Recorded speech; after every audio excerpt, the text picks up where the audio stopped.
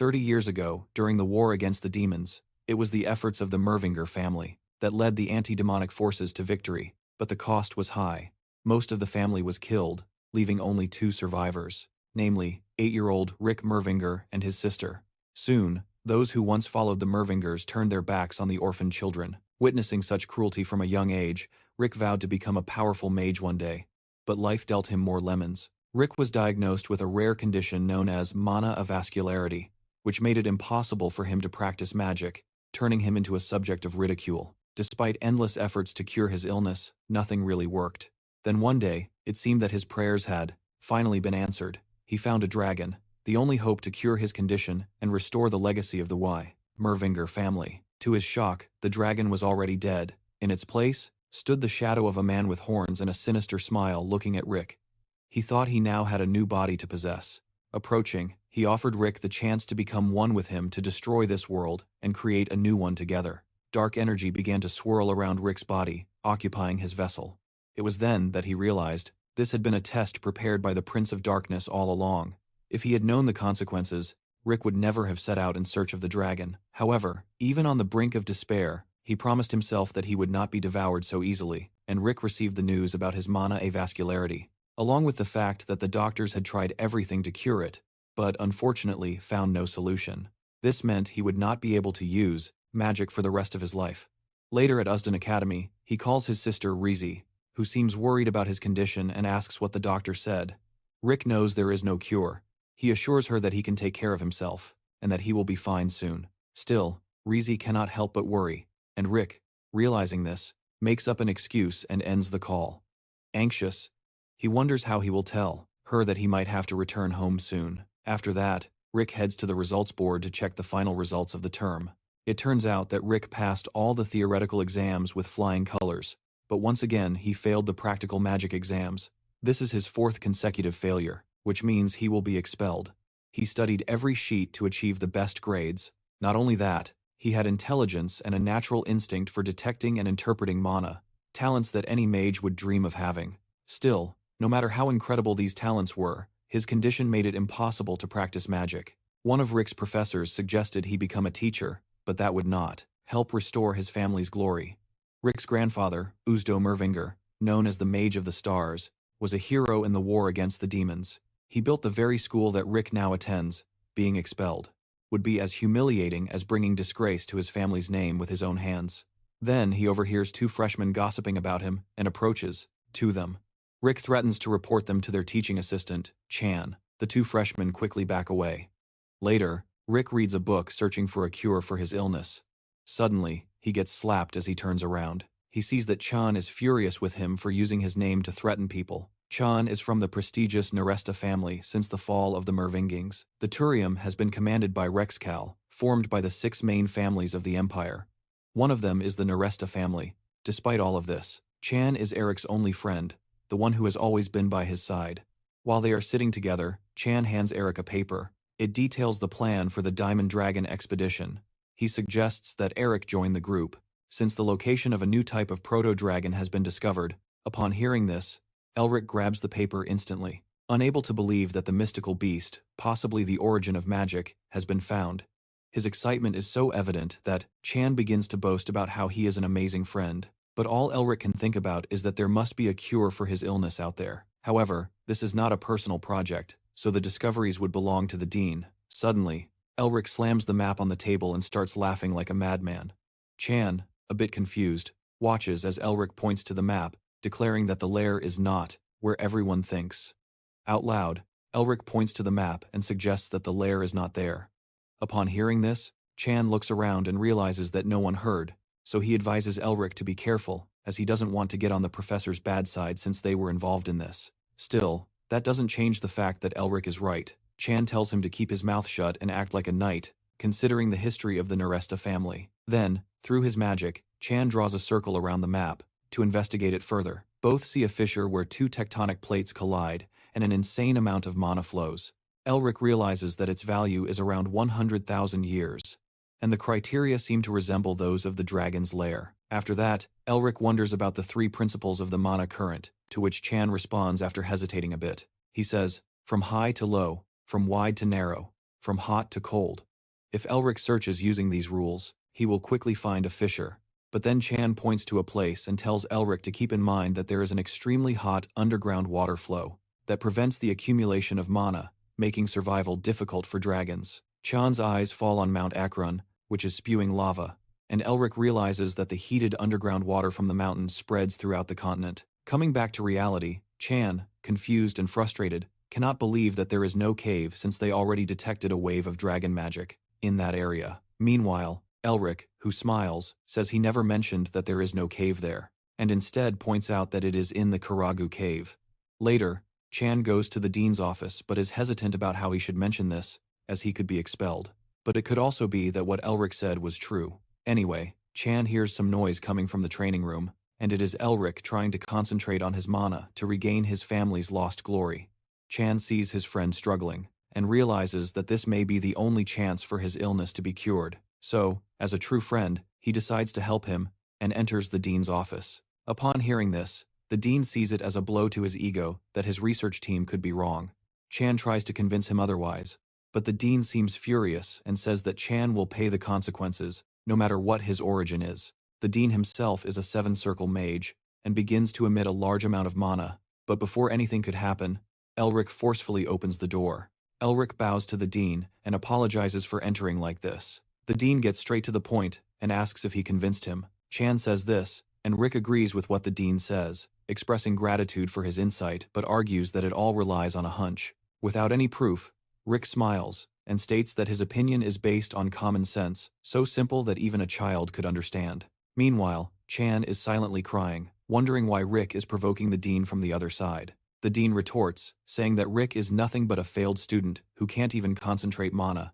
Even so, Rick remains serious as the dean states that there are people who are lucky, and then there are people who are chosen, useless and unaware of where they belong, pointing at Rick. But of course, being a professor, he cannot completely ignore Elric's opinion, so he suggests a bet. Elric asks for an explanation about the idea, and the dean explains that he will allow Elric to recruit the exploration group, and even if he needs more money to buy something, that budget will be granted. But there is a condition. If he fails, there is one thing the dean wants from him, and that is the only relic of his grandfather.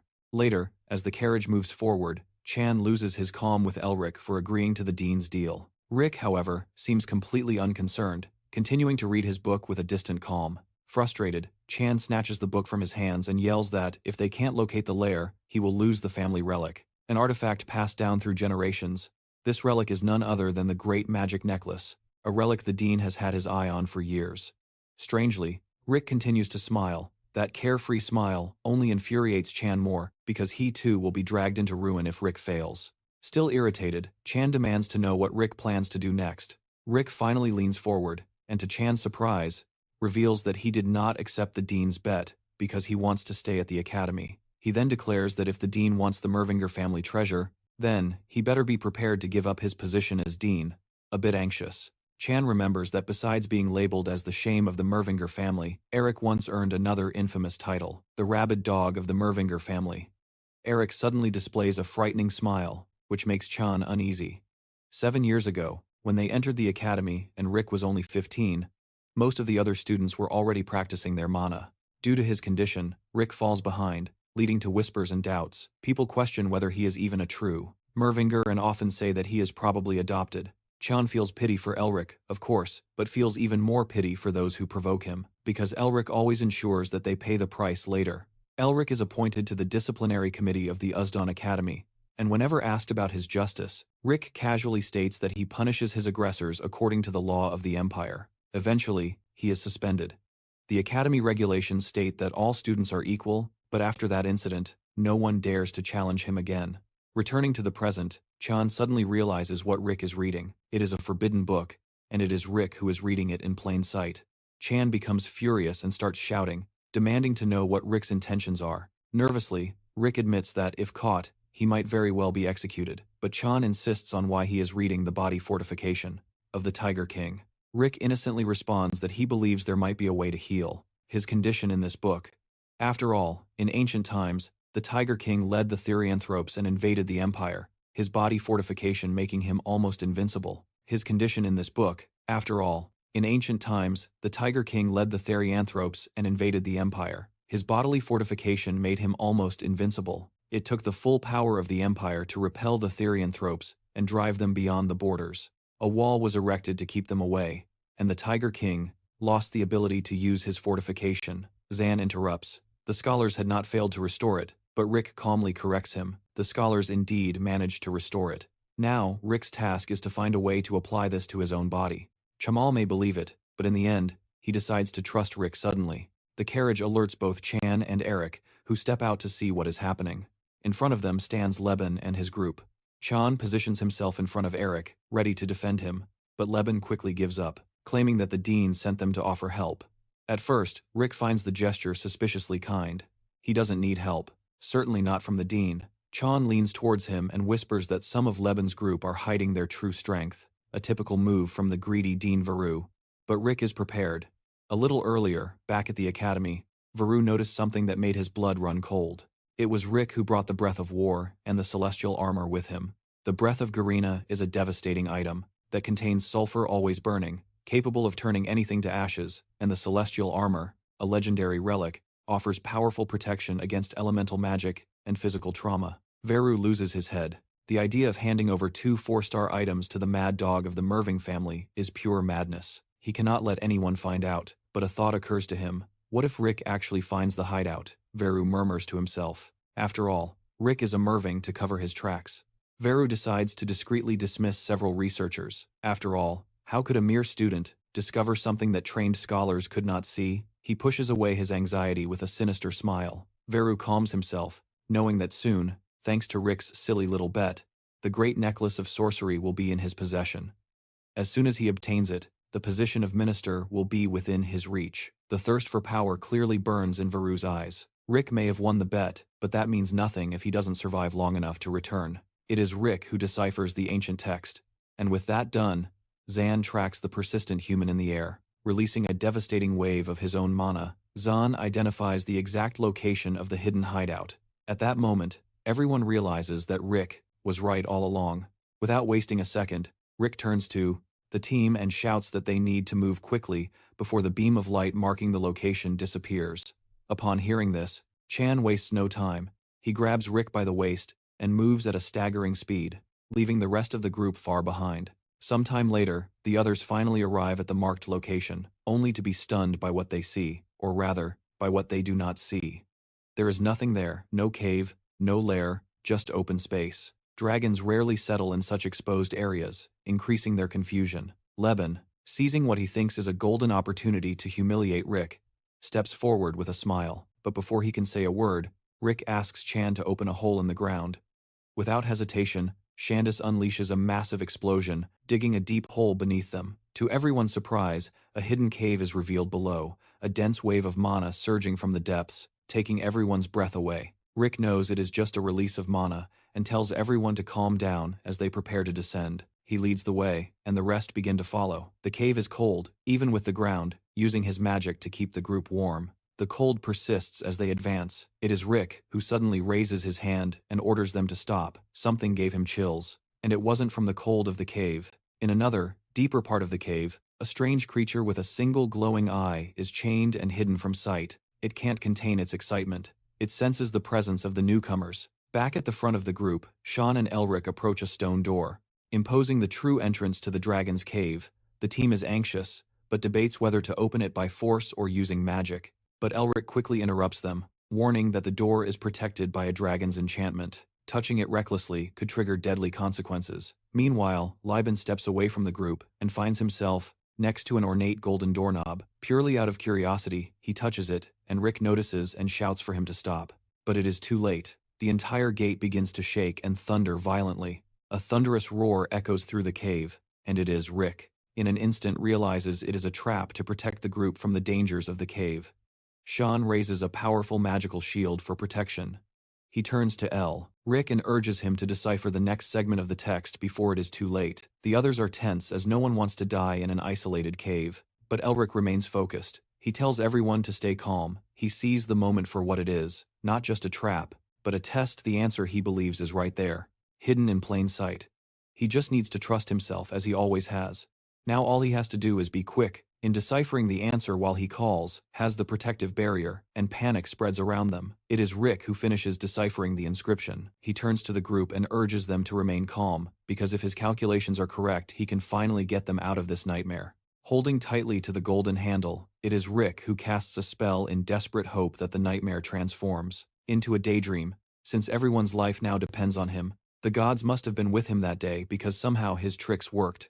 The roar ceased and the terrible situation finally ended. Chan, completely exhausted and drenched in sweat, falls to the ground. Seeing the panting, Elric rushes to him, but Chan quickly assures that he is completely fine. Meanwhile, the rest of the group checks on each other, making sure everyone is okay even after going through a life or death situation. Chan admits that Elric's work was impressive, a compliment that instantly makes Elric feel a bit smug. Suddenly, without warning, a man is struck by a bolt of magic and falls to the ground. It is the second round inside the cave. Reacting quickly, Chan forms a barrier to protect everyone, shouting for Rick to work faster. It is Rick who turns only to realize something shocking. This is not just any spell work, this is the origin of magic itself. The legendary magic of the dragon's tongue. Urgently, Elric runs to the gate while Chan shouts that he can't hold on much longer in time. Elric shoots the celestial armor at the gate, surprising everyone. How did this supposed failure manage to get a 4-star item? Elric silently prays for it to work. And miraculously it works. The trap is broken. Panting, Elric sits down and realizes that his favorite robe has been completely destroyed. At that moment, the gate trembles and opens a bright light. Entering it is Rick calling the team, encouraging everyone to go inside. They encounter a breathtaking sight of treasures, more than any of them could have imagined. The team is in awe. Among the loot, Rick finds well-preserved scrolls that surprise him even more. One of them praises Rick's work and refers to him as captain. At that moment, Chan appears behind him, playfully grabs him and compliments his quick thinking. Rick explains that he has always excelled and was great in theory. He approached the situation as a test, outlining the structural formula of the spell before combining it with elemental magic.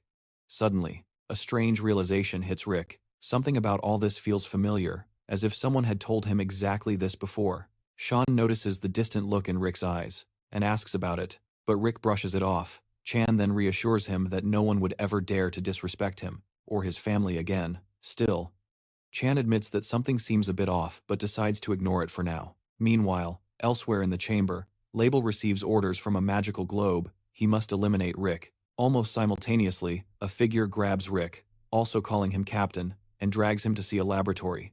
Chan laughs and jokes that Rick is now a grown boy, being called captain and all that. Shortly after, Label approaches Chan and restrains him with a statement. There is a dragon's corpse hidden behind the treasure hills. Excited and curious, Chan assumes it will be Rick who comes later. At the back of the treasure room, they indeed find the corpse of an ancient dragon, appearing to be over 4,000 years old. Meanwhile, those who dragged Rick begin to beat him. Rick curses himself for letting his guard down. One of the bullies coldly tells him he has no choice but to eliminate him. All the others remain distracted, still slack-jawed at the treasure-filled lair. Back with Chan, he suddenly notices the dragon's body twitching, a strange sign. At the same moment, Rick tries to scream for help, but is muffled by the bullies. He is filled with regret, thinking about how hard he worked to get here, and how foolish he was to trust the wrong people. Just as the bully raises his magic to finish Rick, something strange happens. He hears Chan's voice echoing through the chamber for everyone to get out of the way. What Rick sees next is unbelievable. The dragon that was dead is now chasing Chan and Label, awakening and illuminating the entire chamber with a blinding glow. Rick is stunned. Problem after problem, he certainly didn't expect any of this. Rick stands in front of the dragon while the skeletal beast roars at him. Trembling, he gathers himself and decides to treat this as part of his test.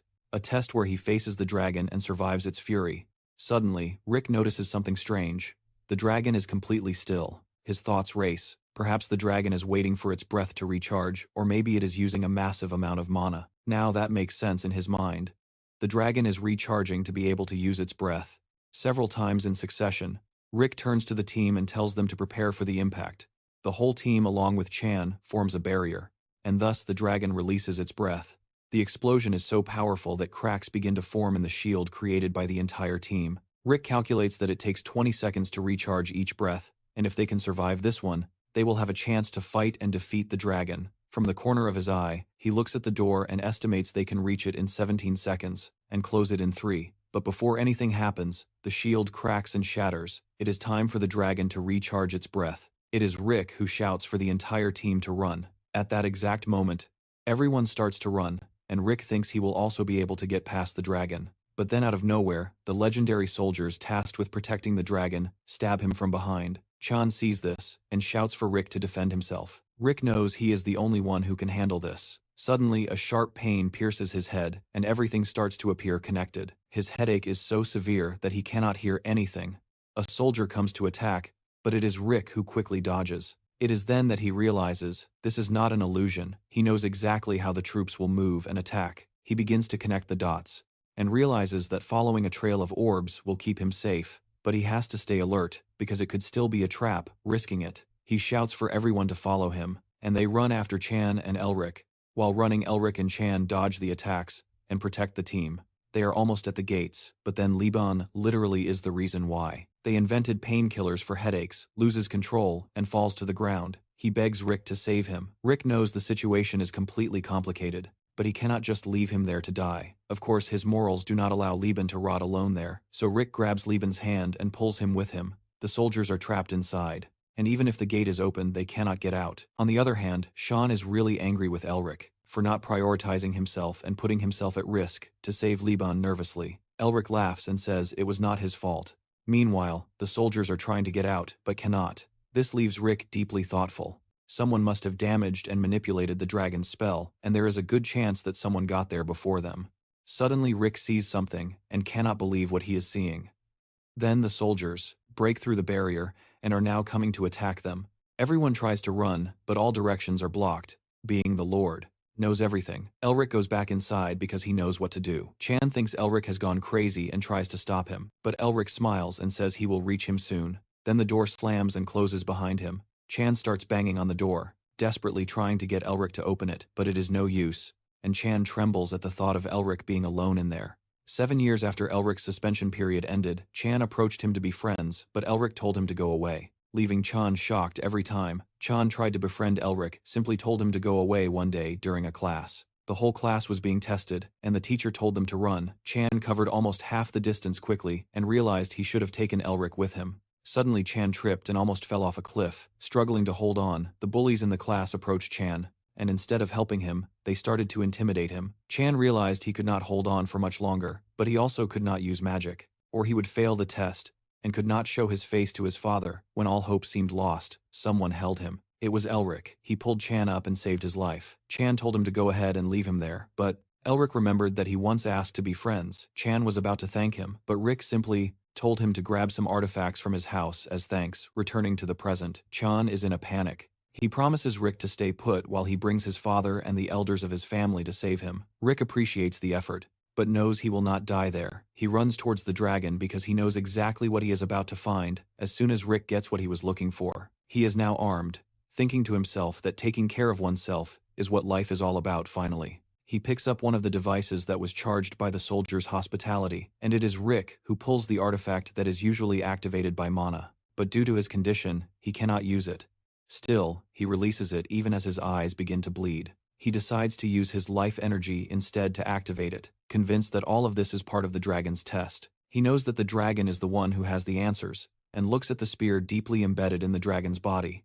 He believes that the spear contains the answers, and if his answer is wrong, he is doomed. Even if it is a 50-50 situation, he does not back down. Even with all the soldiers rushing toward him, with the proudest smile on his face, he recognizes that Mervins never retreat. As soon as he pulls the spear, everything begins to tremble, and the answer he expected turns out to be just a farce. He does not know what is coming. All he sees is a man with horns. Realizing the gravity of the situation, he knows that he is definitely doomed. The horned man looks at him, and it is Rick who feels chills running down his spine as the strange man begins to approach him. While the dragon roars in fury and horror, the battle begins between the dragon and the horned man, while it is Rick who remains still, just watching the scene unfold. The amount of mana released by the strange man is as powerful as that of an 8th circle sorcerer, or perhaps even stronger. It only takes a single blow for the horned man to end the dragon's life right there. It is Rick who cannot believe what he sees. It was that strange man who finished off the dragon, and now the man starts to approach him again, and looking at Elric, he thinks to himself that he has found a new body to possess, one that will allow him to escape the prison he has been confined to. For ages, the Horned Man tries to lure Elric to become one with him, promising to burn this world and build a new one. It is not a choice. It is more of an order. The Horned Man is none other than Mephistopheles, the legendary Prince of Darkness. 1,000 years ago, humans managed to confine him, but things have finally changed, and now he has found the perfect vessel to possess. The black energy begins to enter Elric's body. He thinks to himself that if he had known this was not a dragon test but rather a trap from the devil, he would never have come here. He is about to give up and fall to his knees while the Prince of Darkness laughs, watching how Sheena's magic is actually making Elric even stronger. On the other hand, Elric cannot stop feeling guilty. His whole family gave their lives to expel the demons during the war, and that sacrifice took everything from him and his sister. They were left alone in this cruel world. Even the person they trusted the most turned their back on the poor children and left them helpless. All that Rick ever wanted was to rid himself of his illness and bring glory back to his family's name, to make all the traitors regret the actions they took. Poor Rick is about to give up when suddenly he realizes that he hasn't even started. He has to fight back, because a true Mervin does not let himself be dragged into evil. Thus, with this determination, he begins to fight against evil with all his strength and will, hoping that his voice will reach his descendants someday in the future. He expels the spirit of the Prince of Darkness from his body, leaving even Mephistopheles shocked by the amount of power he felt coming from Elric. It is Rick Mervin who stands tall, mana radiating from him so much that for the first time, the Prince of Darkness feels fear in the presence of a human.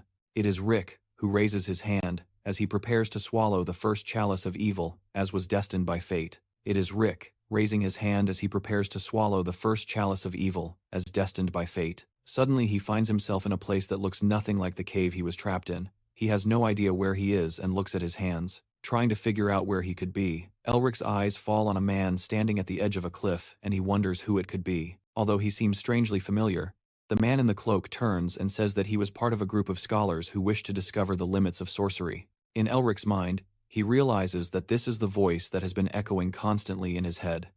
The man continues, and says that some of them wanted more power than they could control, a power so immense that they were willing to be absorbed by demons, and to do nothing but bring harm to the world.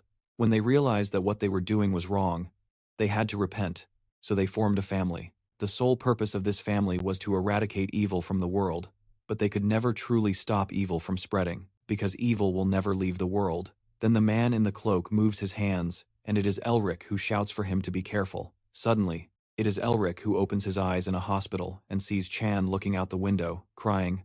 Chan is upset that of all times, it is Elric who had to wake up when he was crying and sobbing like a dramatic lady. Elric assures him that it is okay to cry. Chan says that he returned with the rescue team to save his idiot friend. Elric rubs his head and says he is the head of a distinguished family, and calling him an idiot is inappropriate. Chan should not call him stupid again, and tells him not to do anything stupid again. Then Chan tells him to get up for a moment. When Elric gets up, he realizes that he has grown taller. Chan tells him to look in the mirror. When Elric sees himself, he wonders what happened, and when he changed so drastically. With concern, Chan asks what happened in the cave, and what happened to the dragon. Jokingly, Elric looks at him and says he can't tell him at the moment. Chan feels offended. It is annoying to have a best friend who keeps secrets. After that, Elric asks Chan about the cave, and Chan tells him that his family is protecting it, keeping everyone out, since now it belongs to the discoverer of the cave. Elric is the law. Whoever discovers a dragon's cave becomes its rightful owner. Chan sighs and proudly says that if Elric knew what he had to face to keep the academy away from the lair. Elric smiles at Chan, knowing that he went as far as possible to save him. Suddenly, Elric realizes that Inveru would be greedy enough to try to claim the excavation rights for himself. Strangely, he smiles knowing that Inveru once tried to kill him. Chan realizes that Elric is planning something bad. Elric asks him for a favor, but Chan pretends not to hear. Still, Elric says he needs Chan to spread the word that he is injured, unconscious, and no matter how much noise Chan made, he still ended up hearing him. Chan does what Elric tells him to do. Meanwhile, outside the hospital, it is announced that Elric is unconscious and visitors are not allowed. All those interested in the excavation rights try to force their way in, but the Northwest family manages to close the hospital, leaving everyone waiting. On the other hand, the spokesperson for the Northwest family, Caldo Nis, enters Elric's room, but soon leaves. Upon exiting, Elric turns and says to someone when he will start talking, and stops staring at him. He calls this person Mephisto, and it is none other than the Dark Prince himself, who who is seriously offended by being called that. Then Elric suggests another name, but the Prince of Darkness also dislikes this. It's Rick who holds his chest upon realizing that he always knew the dragon's heart is the source of absolute power. Of the proto-dragons, he wonders if it was at that moment that the dragon's heart entered him. But something seems different because he remembers that the Prince of Darkness tried to use his body as a vessel. So he turns to the Prince of Darkness in search of answers in the prehistoric era, when dominion was in the hands of the gods. There were 4 servants of the Lord of Darkness: Phoenix, the Prince of Ruin; Insano, the Prince of Insanity; Fornications, the Prince of Lust; and lastly, Peccatum Originale, the Prince of Original Sin. Known as Mephistopheles, he was the greatest Prince of Darkness, who is now pestering Elric just to be called by the right name. Returning to them, the Prince of Darkness is acting like an angry girlfriend, but Elric doesn't seem to care much. Elric wonders if all demons are this stupid, or if the Prince of Darkness just has hearing problems. The Prince of Darkness is angry for having waited 1,000 years just to have his mana stolen by a human. The same Prince of Darkness who once planned to have the entire world at his feet, but did not know what fate had in store for him. Shinaki, the King of Dragons, was the only one who stood in the way of the Prince of Darkness and planned to keep him buried with him for all eternity. Since then, the Prince of Darkness has done nothing but wait for a full 1,000 years, until one lucky day, Rick came to explore the lair. The very human he wanted to possess also passed all the tests imposed by him. He was inches away from getting what he wanted, but all his efforts were in vain, and all that remains now is just a glimpse of his dark powers, literally. He cannot understand what kind of magic Rick used that allowed him to absorb all his mana. Meanwhile, Rick just thinks that Mephistopheles is a drama queen. This irritates the Prince of Darkness, and he says that all Mervins are arrogant, while Rick lies down. He thinks about the monologue, hoping that his voices can reach his descendants someday in the near future. Suddenly, he thinks that the voice he had been hearing all along was his grandfather's. He remembers the first thing the voice told him: to swallow the first chalice of evil as was destined by fate, which could have meant absorbing the powers of a demon. He looks at the necklace in shock. This necklace must be the tool that allows him to consume the Prince of Darkness, and possibly many more demons. Rick looks at the Prince of Darkness sideways and wonders if he could absorb other demons like this, implying that there is a second and third chalice yet to come his way. This realization excites him, and the next thing he does is take the Prince of Darkness to the mountains, but he needs to check something before figuring out how to use the necklace, so he begins to meditate. Through his focus, he can hear and see everything. After that, he lights a large fire, which leaves the Prince of Darkness completely shocked, asking how a human could use dragon magic. This is something he wouldn't even expect from a Mervinger. On the other hand, he feels relieved, as his mana vascularity, the disease that limited him, is finally cured, and he is no longer the shame of the glorious family.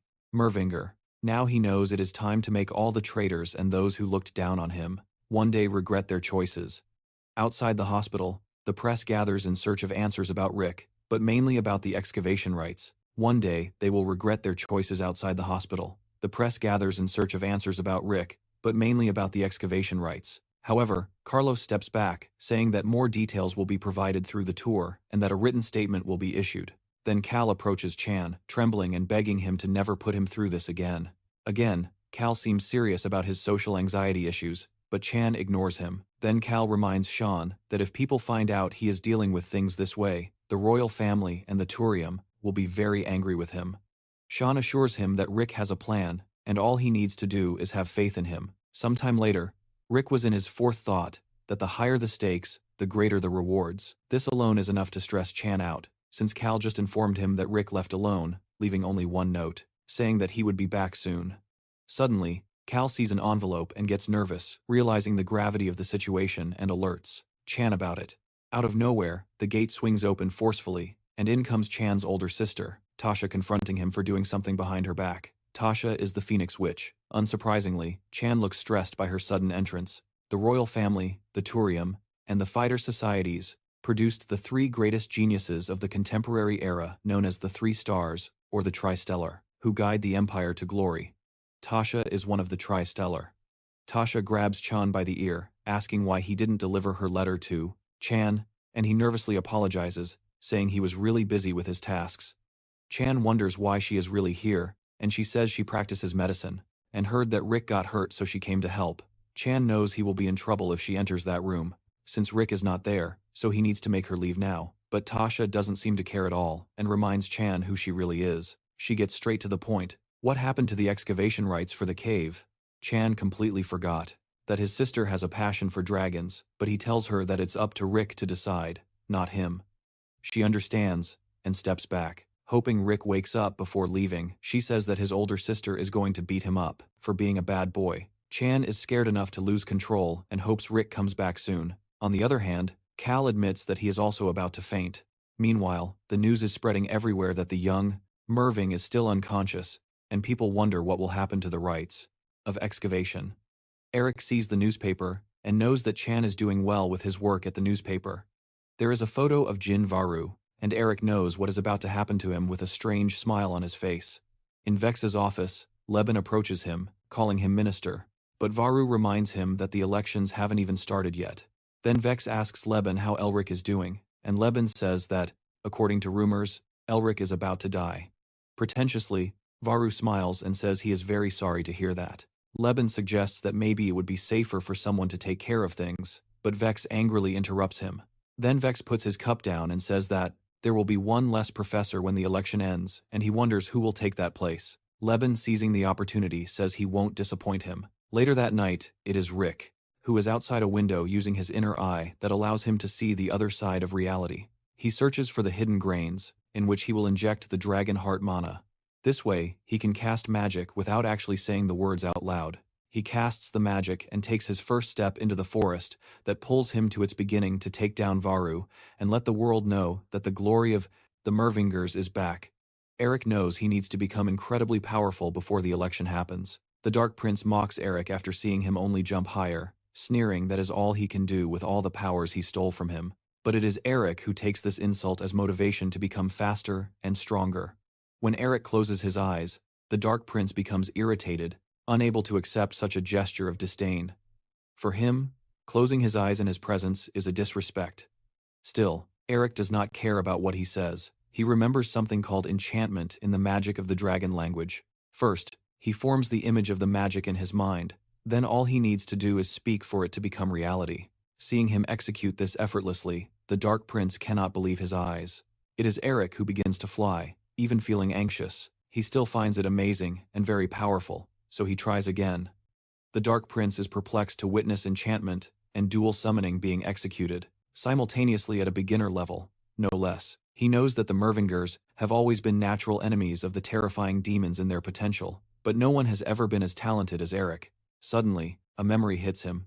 There was an exception, the first Mervinger, but the Dark Prince pushes that thought away. This only strengthens his determination. He must possess Eric soon. Before he becomes even stronger, he begins to plan exactly how to do this while keeping a close watch. Meanwhile, Eric reflects that although summoning is powerful, he is still too inexperienced to handle it proficiently. He needs a teacher, someone who fully understands dragon magic and can keep this secret. Surely he cannot trust anyone from the Varric Academy. Whoever it is must be as powerful as one of the lords of Excal. With no suitable candidates in mind, Eric almost gives up, but then he remembers the best teacher in the region, the Dark Prince Mephisto. So Eric directly asks him if he would teach him. Mephisto scoffs, asking why he should. After all, what would he gain from it? Eric makes a bold proposal. He will use alchemy to create a new body for Mephisto, but only if Mephisto trains him. Mephisto tells him that he is rushing, but Eric reminds him that Mephisto has little to gain if Eric does not become stronger. Acting like a sassy girlfriend, Mephisto sighs, questioning why he should teach someone in weeks what took ages to master. Instead, he offers a deal. If Eric becomes one with him, he will teach him everything while secretly planning his own dark agenda to take Eric's body, gradually wearing down his soul. Eric, of course, finds him extremely annoying, but he knows he holds the best bargaining chip. In response to Mephisto's melodramatic outburst, Eric silences him with a silly spell that transforms the Dark Prince into a kawaii version of himself. Enraged, Mephisto becomes even more irritated, while Eric shrinks back at the sight, nearly vomiting his guts. Eric, upon seeing the rabbit ears on the Dark Prince, almost faints and vomits his insides as he cannot handle the embarrassing appearance. He hands him a diary and guides him to write everything he knows about dragon language magic. If the notes are useful to Eric, he promises to lift the curse. Later, Mephisto, clearly irritated, says he has endured 1,000 years of imprisonment and that this little silly summoning cannot break him. Then Eric stands up to train a few hours later when the sun sets. The Prince of Darkness tells Rick that he will be kind and forgive him only if he begs on his knees, but the young Mervinger really doesn't seem to care. Days pass and Rick still hasn't asked for Meph's help, which leaves him quite bored, so Meph starts to write the basics of the dragon language magic, while Rick stares at him and calls him cute, which, as the Prince of Darkness, he considers an insult to his ego. He decides not to give in, so Rick transforms him into a dog in a suit, then he begins to read the fundamentals of magic, of the dragon language, but it's ancient knowledge that he has never read before. Gaining the knowledge, he transforms Mephisto back into a human. He asks for an explanation about the notes he made, and if he finds them sufficiently pleasant, Rick promises to let him speak as well. He continues, pointing out that each chapter should be longer than the previous one, so Mephisto has to write another chapter in order to speak. For the next 3 days, Rick asks to add a few more things to the chapters, which makes Mephisto even more irritated, but he chooses to wait because he has hidden some dark magic in those chapters, magic that will soon devour Elric's body and soul. A few days later, Rick realizes that just by learning the basics, he has become very strong. This confuses Mephs, as nothing seems to be happening to Rick. Although he has clearly hidden dark magic in those chapters, Rick notices Mephisto's expressions and wonders why he looks so stressed. Mephisto tries to hide it, but Rick confronts him, asking if he really thought he was stupid enough to start training without observing things. Hearing this irritates Mephisto, as all his hard work writing the spells ends up being in vain. But now Rick wants to know more, to which Mephisto says he has nothing more to tell him except for his secret charms. Charms are the highest form of enchantment. Mephisto is sure that Rick wouldn't understand even if he told him, and Rick realizes that he is no longer lying. Then Mephisto says that magic is perfected on the battlefield, a saying that the Mervingers used to follow. Rick knows this is a phrase from his ancestors. They protected their lands from the invasion of demons. His father used to teach him about the family history that defended their lands, damaged by war. Although he couldn't speak much due to the aftermath of the war, Elric remembers that he was always reminiscing about the days when he fought battles with Elric's grandfather. Little Elric would ask his father if he could use the same magic his grandfather used to cast, and his father would always tell him that to become a great mage, he must first gather knowledge. As such, using strength without knowing the theory would lead to nothing, since his grandfather had also been the greatest scholar before becoming the strongest mage of all. Elric's father advised him to follow Raisa's guide, and his mother ordered him to finish reading his lesson by the end of the day. He acted rebelliously and said he wanted to play with his father instead. But Risa would often grab him by the ear to train him. They really had a small and happy family. Well, time flew by, and along with his father, his mother also fell ill. His father shared half of his life force with her to keep her alive. He tries to take the blame, but Elric's mother tells her husband that she loved sharing every moment with him and their children. But now Elric's father could no longer share his life force. Both were on their deathbed. The two little children are crying. Their mother told Raisa to take care of little Elric, and their father told Elric that it wasn't important to be a mage, but what truly brought him happiness was being their father. With that, both parents left the world, leaving the two alone in this selfish world. Returning to the present, Rick thinks that his father was wrong about not being a mage, because it is easy to be betrayed when one is weak and cannot protect oneself. Rick promises himself that he will become strong. The battlefield is where magic is perfected, and with that goal in mind, he knows that real-life practice is what he needs. Rick thinks about going to the haunted Red Forest, selfish world returning to the present. Rick think that his father was wrong about not being a mage, because it is easy to be betrayed when one is weak to protect oneself. Rick will become strong, he promises himself. The battlefield is where magic is perfected, and with this goal in mind, he knows that real-life practice is what he needs. Rick thinks about going to the haunted Red Forest, but the spectral monsters there would be too dangerous, so he considers the Goblin Cave, but it is very crowded and famous all of a sudden. He remembers that his father once told him that there are sanctuaries all over the continent where his ancestors used to live. He knows where to go now. So he tells Mephis that they are going to the land of ice and snow, the land of the snow people, the highlands, and so on. The next day, it is Rick who bathed in a lake. He needed to change his appearance so that no one would recognize him. Using his magic, he enchanted the water to give him a new haircut, change the color of his hair, and remove all his beard when he came out. It looked like he had stepped out of the cover of a Vogue magazine. Later, he went to the guild guide where a man let him in to meet his group of adventurers from the highlands of the Yetis. To Elric's surprise, the adventurers did not look like adventurers at all. There was a child, 4 herbal collectors, 3 monster hunters, and 5 people who were clearly hiding their identities. The child stepped forward and introduced himself with a radiant smile. He even provided a detailed explanation of his name. His name was Mingma, and he assured everyone that, if they followed his lead, everything would be fine. My son was already annoyed, but it was Rick who asked Mingma if he could find a teleportation crystal. Unfortunately, as Mingma explained, there were no teleportation crystals available. Only carrier pigeons and letters were used in their region. The chatty boy started to chatter again, but quickly remembered that they had to leave soon. He promised to continue his story during the journey. I saw that he was worried because he needed to hire his sister soon, but for now, he let Chan handle something when the journey began. Mingma immediately started chattering again as if he were paid for it. Soon they arrived at their destination, the Yeti Plateau. My son looked around and noticed that the place seemed familiar. It was where the Yetis lived. Rick was surprised to learn that Mephis had seen Yetis before and asked if they were the same as demons. Mephis replied that the Yetis did not fit into the same category as him, clearly irritated by the reference, but Rick had never realized that they were even related. Mephis then mentioned that the ancient king of the Yetis had a cruel fate, otherwise he could have been very blessed by the Lord of Darkness. He asked aloud if the tomb of the ancient king was still there. I laughed, curious, but Mephis added that if the tomb had remained, it would have probably been looted a long time ago. A realization hit young Mervinger.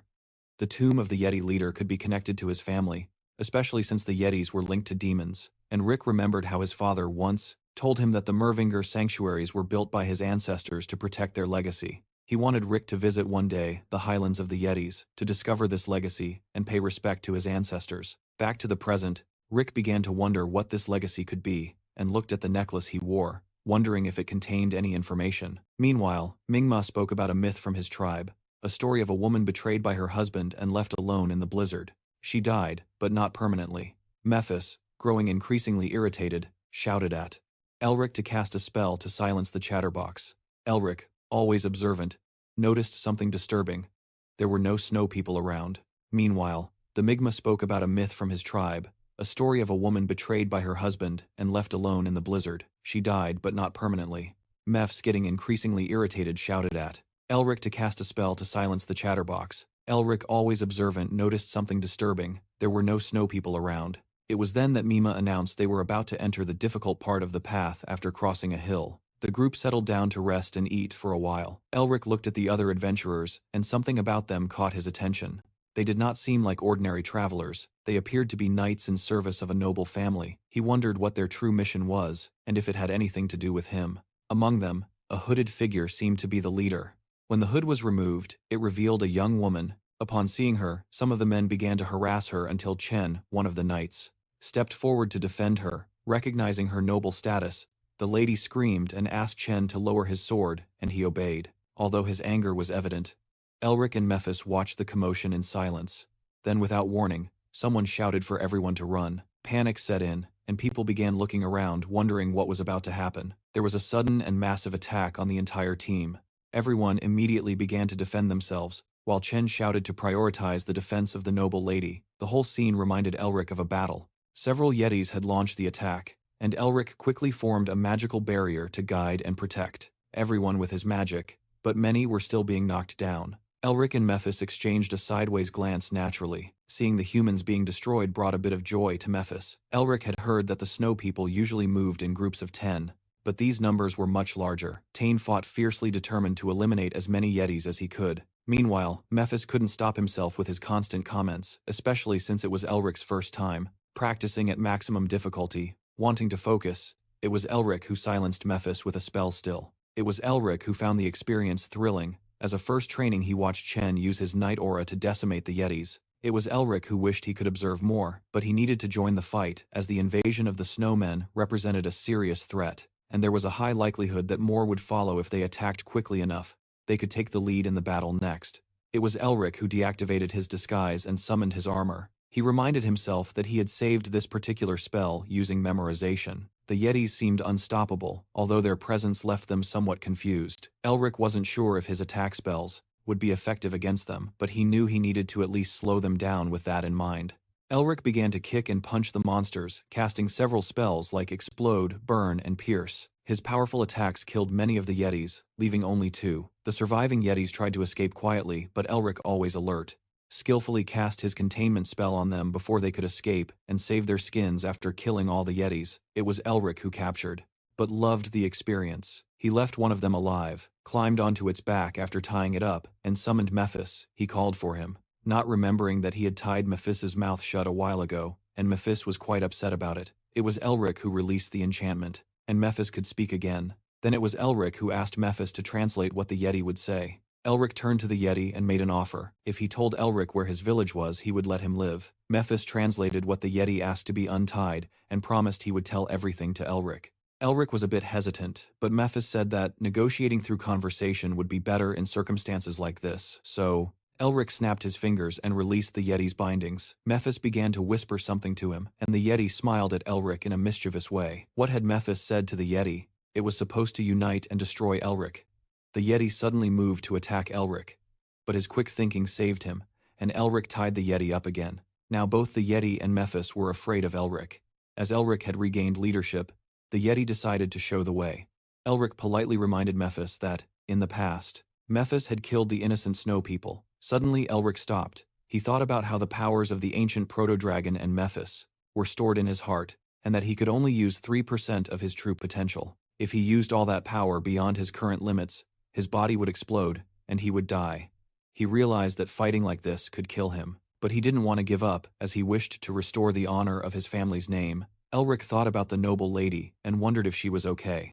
On the other hand, Chen and the other knights defended themselves, but the noble lady noticed that one of them was missing. Chen assured that he must have fled or hidden, but that didn't stop him from worrying. Back to the young Mervinger, he arrived at the village of the Yetis and asked to be taken to their leader. Upon hearing this, the Yetis made way for the leader, who approached Elric. Although Elric was a bit scared, he proceeded to ask his questions about his cloak. He was protecting himself. If things went wrong, he would have to take down the leader first. The leader of the Yetis noticed his green eyes and asked Elric his name. Elric introduced himself, and the Yeti began to lead him somewhere. They walked, while the Yeti told him that there used to be a legend in their tribe many years ago. There lived a powerful king who ruled the snowy mountains. There was a human who was the king's only friend. The human had bright green eyes and was known by the name of Mervinger. This shocked Elric, as his ancestor had been friends with the king of the snow people. Moreover, the Yeti said that the leaders of their tribe had been taking care of the human's house for generations. Elric wondered where the house was, and the Yeti pointed to the bottom of the cliffs, revealing its location. After focusing a bit, Elric realized that there really was a house down there. The leader said they went down there once a year when the winds were calm.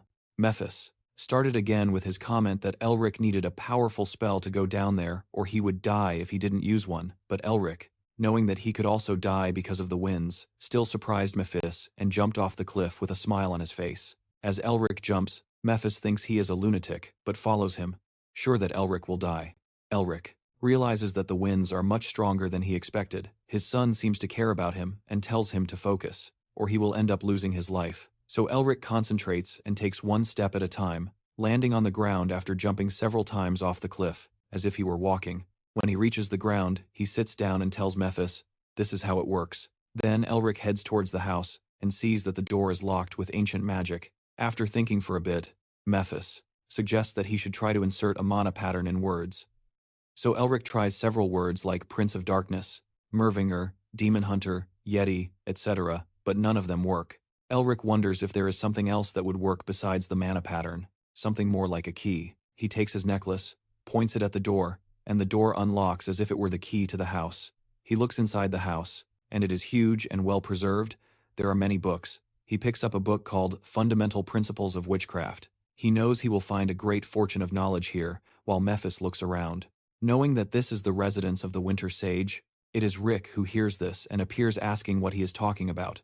Mephis changes the subject. It is Rick who can't help but think that something must have happened to him, since he knows the king of the snow people and his ancestor. Then he looks at a book called The History of the Mervingers. It is Rick who opens the book and reads that destroying evil in their path is the only duty of his family. This was what he heard in his dream as well. He reads further that the mission TGE was assigned to his family by fate and is very possible to achieve if only they could absorb it correctly. Attacking evil repeatedly could bring a new wave to sorcery. The book also says to eat, swallow, and drink, which means to feast on evil until full and then transform it into something meaningful. Suddenly his collar begins to shine and crackle, and the collar tells him, "Young Mervinger, you have passed the test of the great collar of sorcery, and swallowed your first cup of wickedness, and now the next path will begin." Suddenly, it is Rick who opens his eyes in a strange place. He gets up and hears someone approaching. The man says he must be the young blood of the future who came to take on his duties. It is Rick who stands up, and the man introduces himself as Torhan Mervinger, the guide of the young Mervinger to the destiny of his family.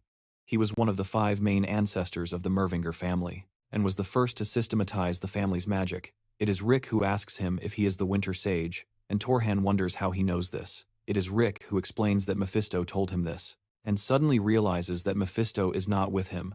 Torhan realizes that the first cup of evil he swallowed is the Prince of Darkness. Torhan seems proud that his descendants are doing better than he expected. Meanwhile, on Mephis's side, he is just relaxing alone in the Mervinger house. Elric quickly asks what Otto meant by the destiny he speaks of. Torhan smiles and keeps his hand on Elric's head, knowing he must have many questions about why they need to learn this way, instead of simply being taught. Then he responds that the family prepared something like a wagon wheel. Once it starts rolling, they can never stop. With that said, he releases a load of human essence. Then he continues, saying that they could not let this fall into the wrong hands, which is why they test their descendants even if it takes an eternity. But since Rick passed their test, he can decide whether to stop the wheel from spinning or let it roll.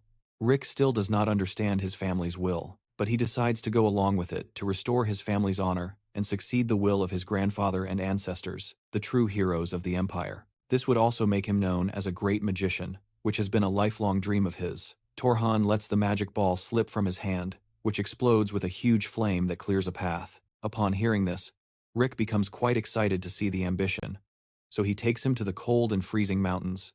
It is Rick who wonders where they are, and Torhan informs him that this is where he will be tested for his first mission. The weather makes Rick shiver, but he knows that if he gets through this, he will become extremely powerful, and the thought makes him smile, something that impresses Torhan greatly, seeing the ambition of a Mervinger. Then Torhan points to a place of darkness, and after focusing a bit, Rick sees a figure tied in the darkness, and wonders what that is.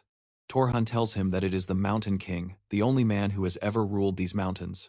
The Mountain King had a dream of bringing the Snow People back to being demons before they were expelled. His motivation consumed him, and this corrupt evil spirit is what he has become, as narrated by Otto Hahn. Furthermore, Otto Hahn tells Elric that the second chalice of evil he will swallow is the King of the Mountain. Upon hearing this, Rick almost wets his pants, not knowing how he will fight against him, but Hot Han says he has to devour him. Moreover, he explains to Rick that from now on he must devour the demons and free them from their vital source. The seal is what Rick does not know what it is. Hot Han explains that demons are born when dark, primitive emotions of the living, such as fear, depression, and resentment, gather around a self-consciousness, better known as an ego. The ego of a demon is what decides the nature, class, and identity of the demon, and the seal is the heart of the demon in which the ego is stored.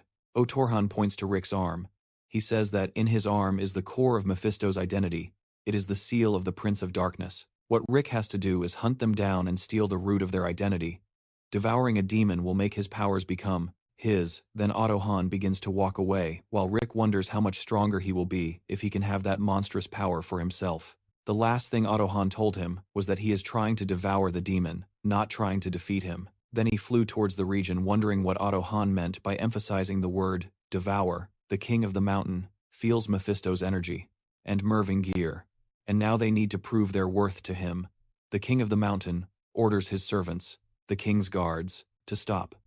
Rick observes that there are so many of them, and that each one is more powerful than those he has faced so far, especially the King of the Mountain himself. He knows that if he could use a seal of original sin and the abilities of the Prince of Darkness, he could exterminate all of them, including the mountain. But the problem is that he does not know how to use it. Using his powers in the first test seems like a kind of cheating, so he uses explosion magic to create an explosion. What he did not expect was something sharp in front of his face, and at that moment, he looked quite frightened. Then Rick proceeds to use his spells, ignite and penetrate against all the snowmen, which proves to be a good strategy for defense. After that, Rick tells them that before being expelled, they were demons and therefore should understand what happens to those who have no power. Upon hearing this, the Snow People become furious and charge at him, determined to finish him off. But the young Mervinger has a resilient spirit, and knows that this challenge means nothing to him, as he can only grow stronger by overcoming it. He raises his hand and attacks them again, but ends up failing and hitting himself instead of the snow people, causing him to fall back. The guards are ready with their swords raised. While he thinks he might lose, but knows he cannot give up like this, in his first true difficulty, he tries to get up, although he doesn't know if his body can handle it. Suddenly, a dark energy surrounds him, catching the guards by surprise. It's Rick who looks at the guards, apparent anger on his face, and charges at them again. The energy emanating from him comes from the heart of a dragon, and he uses the same mana to fight against the guards. Furthermore, he casts his spells Bloom and Disperse, panting. After using the spells, he escapes from the guards after knocking one of them down, and it's Rick who falls to the ground, barely able to believe the difficulty of the situation, especially now that all the soldiers are coming back to life. He knows he needs to think quickly about what to do next, instead of letting himself get tired. Suddenly, something begins to attack him. He doesn't know exactly what it is, and tries to defend himself against it, but ends up being the seal. He thinks to himself that it's not as clear as the seal of original sin, but it's definitely something new. He's not sure what it is. But this provides a comforting feeling to your dragon heart, and prevents it from bursting. Perhaps that's why the demons called the seal by their own names. Moreover, he realizes that this is why they need to know the real names of the demons to harness their true power, just as Hot Honey taught him, although Rick wonders how he will discover their true names, since they won't reveal them if he just asks casually. Otto Hanley assured him that when the time comes, he will feel the name himself. As more soldiers approach him, Rick begins to channel mana into the palms of his hands. He thinks to himself that the true name of the Snow People is Cruelty. He can't explain why, but he just knows how to use the seal with his magic. He opens a path away from the snowmen, confident now that he knows their true name, Merciless.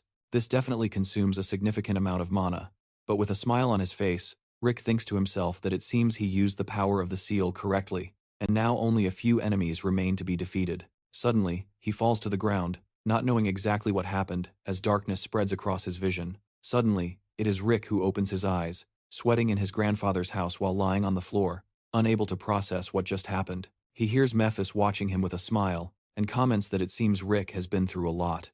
Elric doesn't believe that Mephis is with him again. Mephis explains that Elric's little necklace was shaking all the time, so he thought that Elric was having another devouring session, and it seems that Elric found it difficult to devour this time. Poor Elric is still sweating, and wonders if he hasn't been dead all this time. He must have fainted after using all his mana, and when he overdid it with the seal, he lost consciousness. Still, despite all this, he exceeds all his expectations. He thinks that if the incomplete Seal of Cruelty is already so powerful, he can't even imagine how strong the Seal of Original Sin would be. However, he doesn't know how to use either of them. So, Mephis.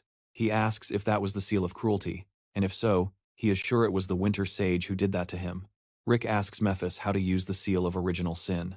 Mephis realizes that he has already told Rick about proper names and everything else, but he also makes it clear that he will not reveal a single piece of information about it. No matter what kind of humiliation Rick puts him through, Mephis will never open his mouth. Without knowing exactly what happened, while darkness spreads across his vision, suddenly it's Rick who opens his eyes, sweating in his grandfather's house while lying on the floor, unable to process what just happened.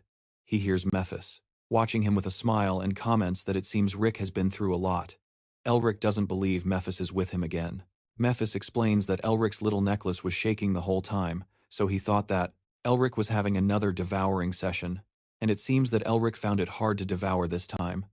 Poor Elric is still sweating, wondering if he hasn't been dead all this time. He must have fainted after using all his mana, and when he overdid it with the seal, he lost consciousness. Still, despite all this, he exceeds all his expectations. He thinks that if the incomplete Seal of Cruelty is already so powerful, he can't even imagine how strong the Seal of Original Sin would be. However, he doesn't know how to use either of them. Mephis, then, asks if that was the Seal of Cruelty, and if so, he is sure it was the Wise of Winter, who did that to him. Rick asks Mephis how to use the Seal of Original Sin. Mephis realizes that he has already told Rick about proper names and everything else, but also makes it clear that he will not reveal a single piece of information about it. No matter what kind of humiliation Rick puts him through, Mephis will never open his mouth. Rick, realizing the gravity of the situation, nervously say that Mephis doesn't need to take it so seriously. He was just asking. However, Rick, already expected this answer. After all, a seal means everything to a demon, and asking about it is like asking to have everything taken away, so for now, it's what has to be given up. Although I, Rick, know that the seal of original sin is the seal of the Prince of Darkness. He thinks that if using the Seal of Cruelty was enough to knock him out, then he won't be able to use the seal of original sin anyway, so I, Rick, ask Mephis if he knows the King of the Mountain. And Mephis admits that he does but asks why I, Rick, want to know. I, Rick, explain that they said this is the tomb of the King of the Mountain, and that he has to defeat him here, which surprises Mephis a lot. Mephis knew that Otihan was crazy, but he never thought he would be insane enough to send me, Rick, against someone as powerful as the King of the Mountain. I, Rick, smile and ask if Mephis has any idea, but Mephis immediately shakes his head in denial, and I, Rick, try to convince him, saying that the King of the Mountain isn't even a demon anymore, so there shouldn't be a problem telling him this. This infuriates Mephis, who shouts if I, Rick, really expect him to reveal the greatest secret of his kind that could be his greatest weakness. I, Rick, make an offer. 3 days without the charm of cuteness. Mephis refuses, so I, Rick, improve the proposal. 5 days without the charm of cuteness. Now this sounds appealing to Mephis, and he agrees.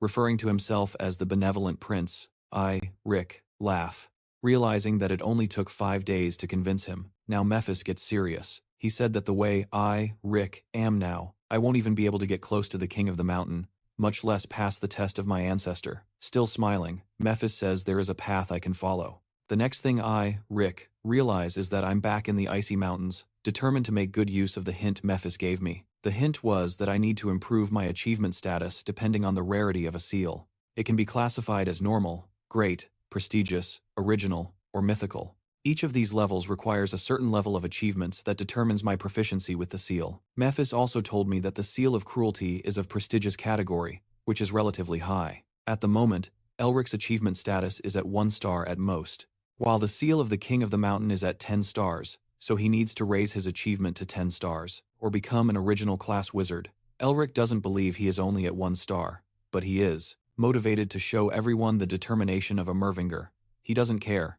If he has to do this 100 or 1,000 times, he will devour them all now. I, Rick, find myself once again in the cold mountains, facing the King of the Mountain once more. He knows that fighting all the soldiers, if he has to do this 100 or 1,000 times, he will devour all of them now. It is Rick who finds himself again in the cold mountains, facing the Mountain King once more. He knows that fighting against all the soldiers is raised his achievement status to 2 stars, which means he will have to face the Mountain King directly. To increase his stars even further, he sees the black cloud of dark energy that at first he thought was just the shadow of the Mountain King. He wonders how powerful the Mountain King must be to still be so strong. Even after death, he questions whether the Oturan really wants him dead, considering the task he was given. Even so, Rick is still motivated to devour the Mountain King, but suddenly he sees himself opening his eyes once again in his grandfather's house. He laughs, saying he worked hard to collect the seal, but didn't even see it coming. However, he feels a bit worried about how he should defeat something so powerful. Mephis tries to betray him into giving up, but it's Rick who loves the idea of devouring something so strong. A greedy look appears on his face that Mephis notices. Then something unexpected happens. Rick asks Mephis if the Mountain King was actually a woman, which visibly makes Mephis shudder. Rick stares at him, and Mephis is bewildered, wondering why he is looking at him that way. It's when Rick realizes that something must have happened between the Mountain King and the Prince of Shadows. Something strange and suspicious. Something he will discover in time. His priority now is to devour the Mountain King, even though he is not sure how he will do it. But one thing is certain, he will figure it out after knocking her to the ground. Rick leaps towards the Ice Queen, shouting for her to die. The Ice Queen uses her ice spell on Rick. Rick feels the pain in his body and head after that. Rick breaks the ice spell of the Ice Mountain King, realizing he is slowly getting closer to her, little by little, and can finally see her face. The Ice Mountain King growls at Elric, and he realizes how to use the Seal of Cruelty of the Ice Mountain King. Elric knows it is difficult for someone like him, who just acquired the seal, to overcome the being that has already dominated him. He thinks with determination that he will overcome her. The Ice Mountain King growls again at Elric, and he presses his palm against the palm of the Ice Mountain King. Elric murmurs that he will overcome her even if he has to steal everything from the Ice Mountain King. The Ice Mountain King throws Elric away with her ice spell, and Elric falls. Turhan watches the scene and thinks it wouldn't be strange for Rick if he keeps dying like this. He sees that Elric is still smiling, and realizes that Elric not only has innate talent, but also possesses an unwavering will and an infinite desire to improve. Seeing Elric cut the arm of the Ice Mountain King, Ottoham realizes that Elric is someone who would never appear even in his family. He believes that Elric is a lunatic. Rick laughs, saying he has reached the level of 3 to 5 stars. In an instant, the Ice Mountain King attacks me. Rick, try to defend myself, saying that the Ice Mountain King doesn't even give me time to breathe. Rick, use my powers to protect myself from the Ice Mountain King's spell, feeling my powers weaken against her. Rick, curse and wonder if this is my limit. I realize that merely stealing is not enough to defeat the Ice Queen of the Ice Mountain, and I must become her. The tattooed hand of Rick shines, and I feel my body weaken. I wonder if I have died again after this. Rick, take a look at the memories of the Ice Mountain King. Rick, see Mephisto, coming towards the Ice Mountain King and asking her to prove that she is worthy enough to be part of her race. Seeing this, Rick, wonder what is happening. Rick, observe the past of the Ice Mountain King and see that their demon god, their queen, the leader of the Highlands, delivered an oracle to them. Rick, see that the Ice Mountain King was born to be the king who would rule the Ice Mountain, but she could not be satisfied with just the Ice Mountain, even being the first in the history of the Ice Mountain to unite the tribes.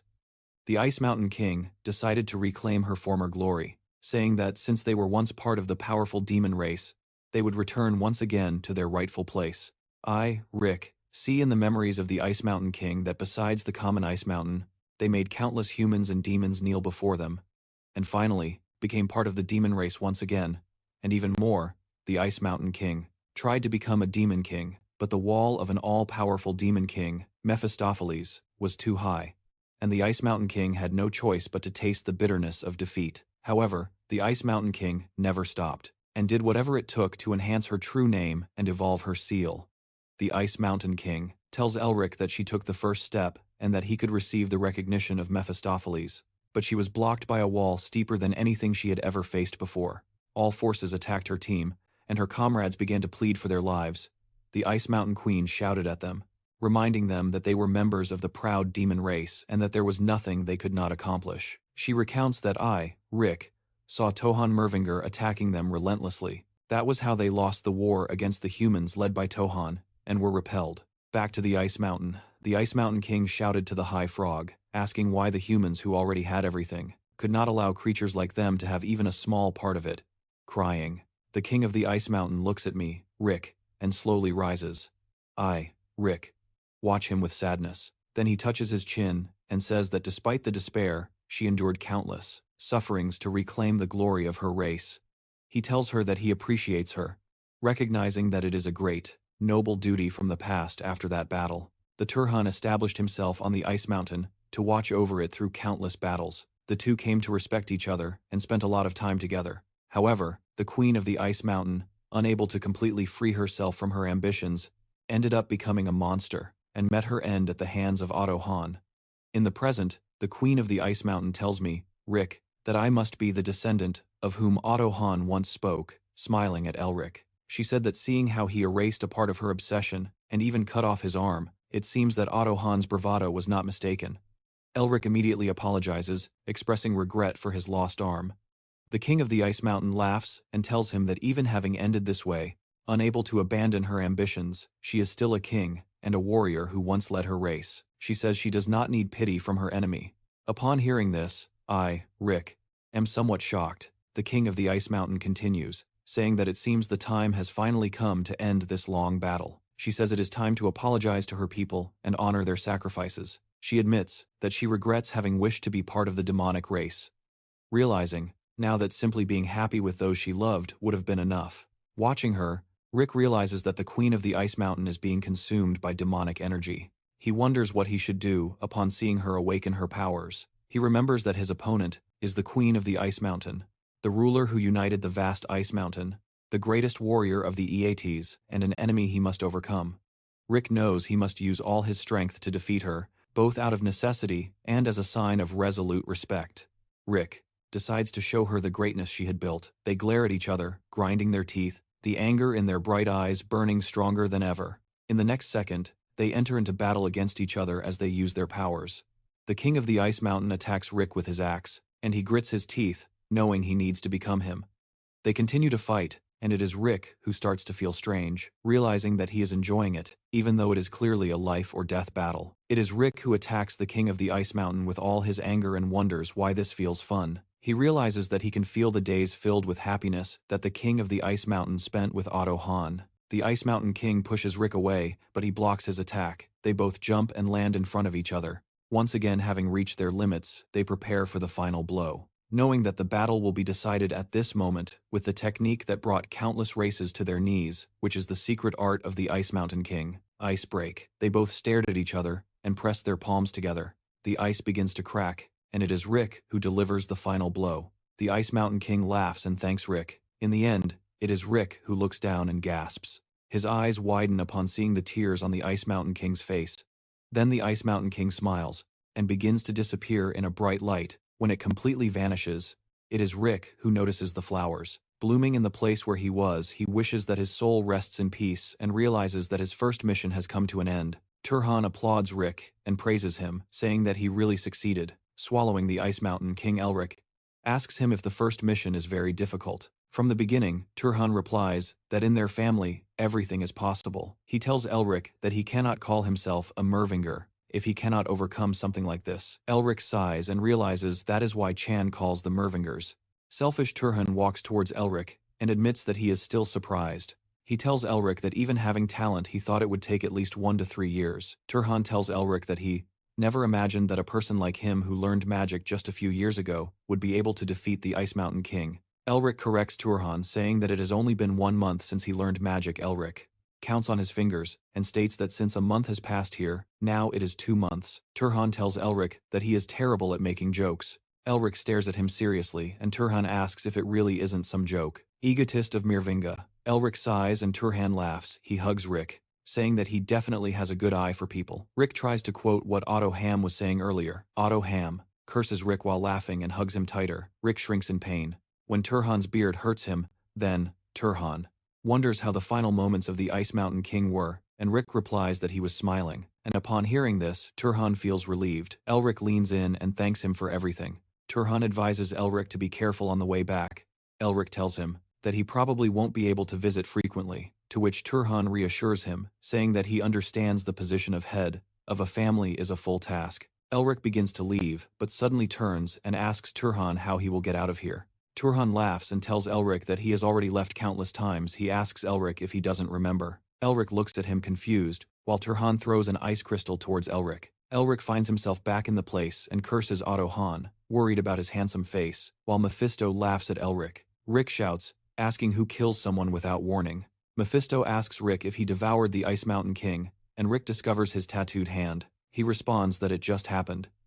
Mephisto laughs and claims that it is all thanks to his support, and Rick agrees. Calling Mephisto the best demon, he tells Mephisto that he surely turned the stage upside down. Hearing this, Mephisto looks at him in disbelief, thinking that all he did was tell him a few things. He transcends the realm of a genius, which leaves Mephisto wondering if it is Rick. It is the monster. Rick tells Mephisto that he is curious about something. He asks Perfesio if he had a special relationship with the Ice Mountain King, and why he is prevented from becoming a demon. Perfeccio asks Uwe how he knows this, and Rick smiles, responding that he just took a look at the Ice Mountain King's memories, and because he is prevented from becoming a perfect demon, he asks Yui how he knows this. It is Rick. Mephisto answers his question, saying that he is a demon king, and that the Ice Mountain King is the history of the demonic race. There is nothing more about it. Mephisto explains that back then he was just bored, but he heard that there was someone who claimed they would become a demon on the Ice Mountain, so he went to see what they were like. He tells Rick that the Ice Mountain King was a bit lacking to become a demon king, but his ambition and skill were commendable. Mephisto asserts that if the Ice Mountain King had not encountered a benevolent king like him, but someone like Azazel or Lilith, he would have been torn to pieces. Mephisto adds that in any case, he told the Ice Mountain King to seek him out again once he got stronger, and simply left him. Rick asks Mephisto if that is all, and if he will never meet the Ice Mountain King again. He shouts at Rick, asking why on earth he would want to meet her. Rick watches the memories of the Ice Mountain King and Otto Hahn, and understands what happened. He laughs, and Mephisto asks what he understood. Rick laughs and asks Mephisto if he knows how boys tease the girls they love unilaterally. Mephisto shouts at Rick, asking what he is talking about. Rick mocks Mephisto, saying that is why he is still single after more than 1,000 years. Mephisto curses Elric, asking how he dares to mock him. Elric continues to mock him, calling him single. Mephisto shouts for Elric to die. On the other hand, Otto Hahn punches the sky, thinking about how entertaining his descendant is. Internally, he asks the Ice Mountain Queen if she thinks the same. Otto Hahn internally asks her if she hates him. He has flashbacks of the Ice Mountain Queen crying while holding the baby in her hands because she killed him with her own hands. He asks the Queen of the Ice Mountain if she thinks the same. The author internally asks her if she hates him. He has flashbacks of the Queen of the Ice Mountain crying while holding the baby in her hands because she killed him with her own hands. She looked at Turhan and begged him to kill her. Pulling away from the memories, Turhan joins his palms together. He apologizes to the Ice Mountain King, looks up at the sky, and asks the Ice Mountain King to let go of his regrets and duties. For that child and to rest in peace, Turhan continues to look at the sky, and asks the Ice Mountain King to meet him again in the next life. He sighs, hoping that she will be more beautiful than before. Mephisto asks Elric what he is looking for. Elric flips through the book and replies that he is searching for something. Elric rolls a crystal of ice between his fingers, and Mephisto asks if it is an ice crystal. Elric recalls his previous conversation with Otorhan. Altuhan throws an ice crystal towards Elric, and asks him to catch it and find the god of camellia. Elric asks Altuhan if he is referring to the camellia flower. Altuhan confirms Elric's question, saying that this person will become his new guide. Elric asks Otorhan if this is also a task. Otorhan replies that it is. Elric questions how long he will have to perform the tasks because he will become an old hunchback at this rate. Otorhan tells Elric that it will be until he reaches the level of their progenitor.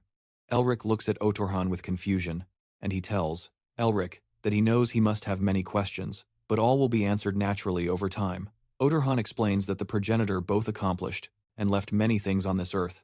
Otorhan tells Elric that they have prepared many tasks for him to follow the progenitor, so all he needs to do is walk diligently along this path.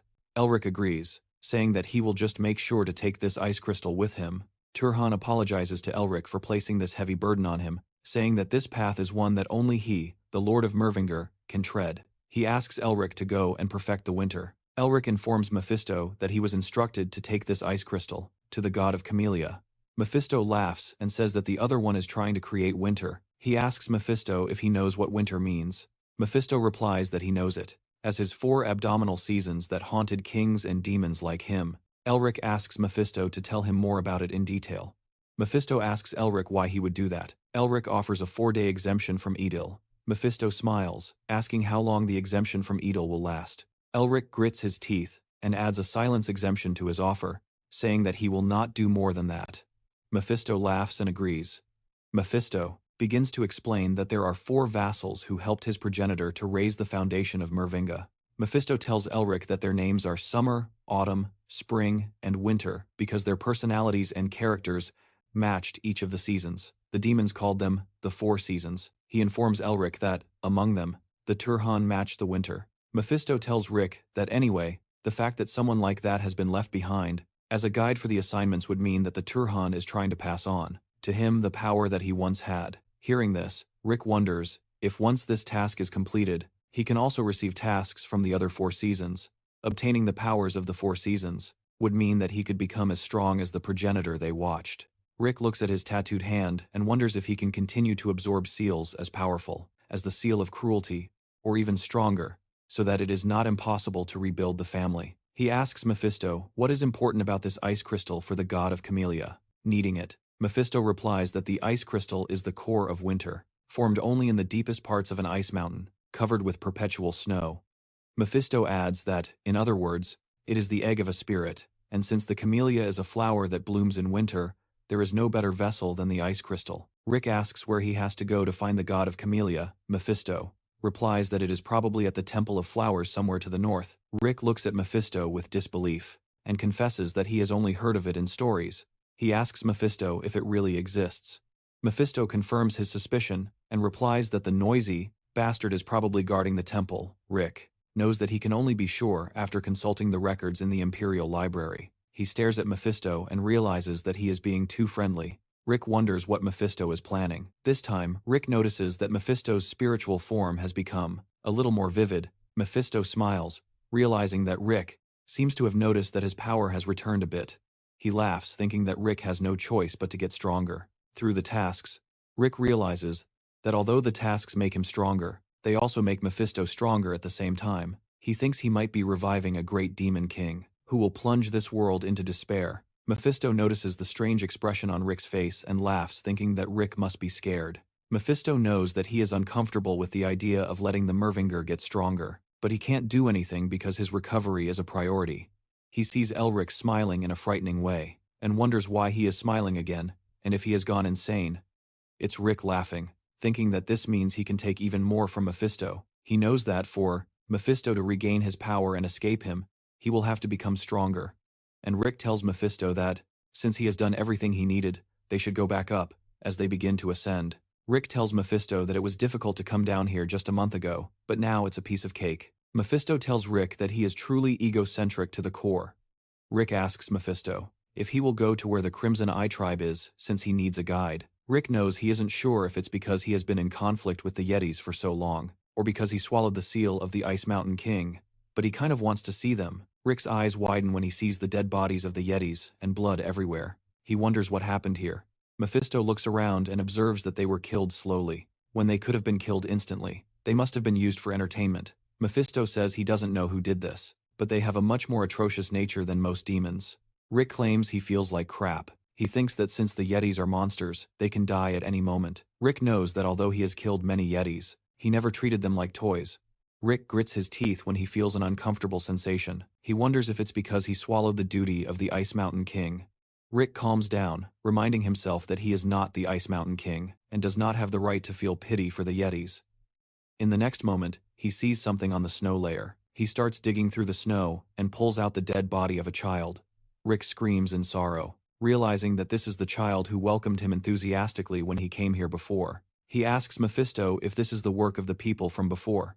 Mephisto confirms his question, and Rick wonders why they make him feel so bad. Jane protects Isabel from the assassins. She screams and falls. Edith lifts her up and asks if she is okay. Isabel reassures them, saying she is fine, and asks them not to worry about her. She orders them to focus on finding the tomb, since they don't know when the assassins will return. Ed insists that she should rest now. Isabel asserts that she is the daughter of the Blue Lion. She tells them that she doesn't want to be a burden to them any longer. Ed and Jane look at Isabel with concern, and she takes out the map, thinking that many people have died because of the assassins pursuing her, and because of them, she cannot allow herself to crumble here. Isabel realizes that it has been a month since they started searching for the tomb. She wonders where in the world it is. Isabel looks up at the sky and misses her father. As she walks through the corridor of the Blue Lion family palace, Isabel hears two men gossiping about how talentless and useless she is, since she can't even handle a sword properly. She tries to wield the swords but fails again. Isabel wonders why she has no talent. She recalls all the bad comments she has received, and wonders if she can even call herself the daughter of the Blue Lion. Isabel's father, Blue Lion Hermanville, calls her from behind and sits next to her. He tells Isabel that he regrets placing such a heavy burden on her. The flame behind him and sits beside her. He tells Isabel that he regrets putting such a heavy burden on her. Isabel interrupts him, saying it's all because she isn't good enough. Herman reassures Isabel. He tells her there's no need for her to follow in his footsteps and become the Blue Lion. He reminds her that she is not the Blue Lion but a proud member of the Villi family. She tries to argue, but Herman laughs, saying he is still in top form. He asks her not to worry about him, and he says he will continue to pursue his dream of becoming the best swordsman on the continent. Upon hearing this, Isabel smiles and closes her tear-filled eyes. After that, Herman, the Villi, and Isabel ask the doctor why he isn't waking up. The doctor responds that these are symptoms similar to a blockage disease. The doctor explains that Ramonvilo's mana became uncontrolled because he used the aura very recklessly. The doctor warns Isabel that if they do not take action, soon Ramonvilo's muscles will atrophy. He said the problem will be resolved if they restore his mana flow. But it's almost impossible with human skill, because Ramonvilo simply has too much mana. The doctor tells Isabel that at this point, they have no choice but to rely on a magical tool. Isabel leaves the palace with her servants, determined to save her father, as regular items are completely useless for her father's treatment. She was desperate for an advanced magical tool that the magic tower or the academy might possess, but it was futile. Even with her magical tools, having searched the entire continent tirelessly, she couldn't find a single clue that would help in her father's treatment. Isabel hears a man talking about the tomb of the king who ruled the Ice Mountain in the Yeti Highlands, and the possibilities of treasures there. She hears that the man is planning to steal the magical tools from there. Then the other man curses the first and asks if he wants to be eaten by yetis just because of a myth. After researching this tomb as if clinging to a last hope, Isabel discovered that the tomb existed, and even found out where it might be. But a problem arose because this fact reached the ears of Isabel's uncle, Puvil, who was waiting for an opportunity to take the Blue Lion's seat, and sent assassins to kill her. Isabel grits her teeth and wonders how deep their monstrosity goes. The assassins continue attacking Isabel's team, and one prevents her from hiding and holds Isabel's hand. They hide behind a huge rock together. Chain looks at Ranu, and he tells Chain that everyone has been looking for him. Isabel looks at the 6th unit of the Blue Wolf and realizes that Puvil secretly created them. Ranu tells Chang that, since he is still a member of the Vili family, he will at least end it quickly. He tells Chang that since he is here, Isabel must be nearby. Chang shouts at Ranu not to talk nonsense, saying he will pay for Isaac's life with his own life. Isabel tries to confront Ranu, but Ida stops her, saying she shouldn't go, and that they can't stop them just with this. She insists that he let her go, because Chen will die if they continue like this, and tells Isabel that Chen is risking his life to buy enough time for them to escape. He asks Isabel if she plans to waste Chen's sacrifice. Isabel grits her teeth, and Ranu warns her to leave, saying that her royal servant Chen will die if they continue like this. Chen told her that Isabel left a long time ago. Ranu smiled ironically, and said to think that Isabel abandoned her loyal knights. She is quite cold. He claims that he will now cut off Chen's head. Ranu swings his sword towards Chen. Seeing this, Isabel immediately steps out from behind the rock and shouts for Ranu to stop. She begs Ranu with tears to kill her instead and let Chen go. Ranu apologizes, saying they were ordered to kill everyone related or who witnessed this event. He tells Isabel that if she hadn't run away, everyone would be alive and living their happy lives with their families. Manu says it is truly a shame.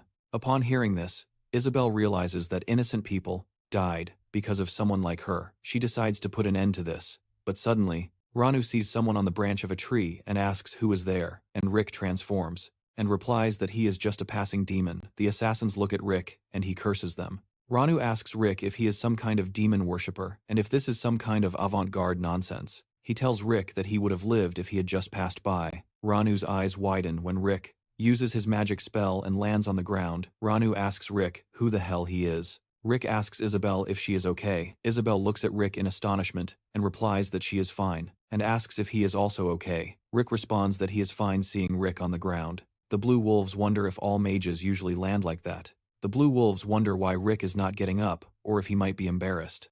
Rick gets up and states that he would have made an impressive entrance if it weren't for the snow. Ranu looks at Rick in confusion, and Isabel wonders if Rick is the person who disappeared. She realizes that she cannot let Rick get involved in this. Isabel asks Rick to run, saying that this does not concern him.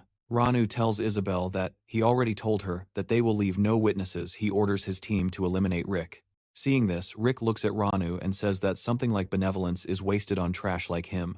He casts his spell against the Blue Wolf members who came to attack him and enters into a battle against them. Isabel and Ed watch the scene in disbelief, and Ranu asks what is happening. Ranu orders his members to hurry and kill. To Rick, he orders them not to give Rick time to cast when a member of the Blue Wolves raises his sword towards Rick. Rick blocks his attack and asks who allowed this. He skillfully penetrates them, and they begin to fight against his spell. Seeing this, Ranu shouts at Elric asking who he is and if he is doing all this knowing who they are. Elric laughs and replies that he doesn't care who they are. He taunts Ranu, saying they should bow first. Hanno grits his teeth and then tells Elric that he will kill him. Isabel watches with Ed and Kane and wonders who on earth Elric is, because he is dominating the Blue Wolves so easily. She thinks that Elric is definitely a powerful wizard, but feels that he is dangerous, because he will have problems if she gets close to him. Ranu jumps towards Ulrich with his sword, saying he will kill him. Ulrich looks at him and realizes that he is fast. Isabel appears and shouts for Ranu to keep his distance from Ulrich. Ulrich uses his enhancement spell Iron Manant and creates ice stones in front of him. Ranu smiles and asks Rick if he really thinks he can block him with magic like that. Ranu breaks the ice, rocks in fury, and shouts at Rick, asserting that this is the end. Rick again creates a huge ice rock in front of him, and Ranu tries to break it. Ranu asks why this is not breaking. Rick laughs and mocks Hanno, saying that the most important thing is that his head will be buried in the ground. Hanno panics, and it is Rick who uses his final spell and ends them all. Seeing all this, Ed comments that it is unbelievable that Rick eliminated the Blue Wolves in an instant. Jane adds that it is also unbelievable to think that there was such a wizard on the slope. Isabel looks at Rick and wonders how he can be so powerful when he is not even her age. She wonders if Rick is so strong at such a young age, then he could be at the same level as Taxa and Neresta, one of the 3 new stars. Rick closes his eyes and sighs, remembering the memories of the child and the Aetes, and wishes that their souls rest in peace. Mephisto calls Rick, saying that Isabel and her members are looking at him with such unease. Mephisto asks why he doesn't say something to them, because they are looking at him so much that even his neck hurts. He calls Henrique again, but he does not hear. After this, Elric slowly turns with a smile and looks at Isabel, saying that it has been a while. Jane thinks that despite Elric helping them, he is still a complete stranger, and it is too early to let their guard down.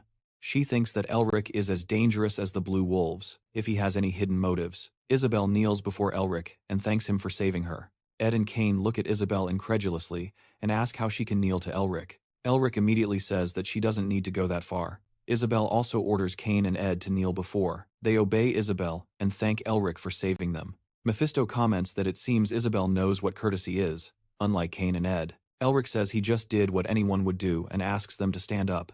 Isabel stands and asks Elric if she can ask him a favor, and Rick responds, with a smile, that he has to go somewhere else.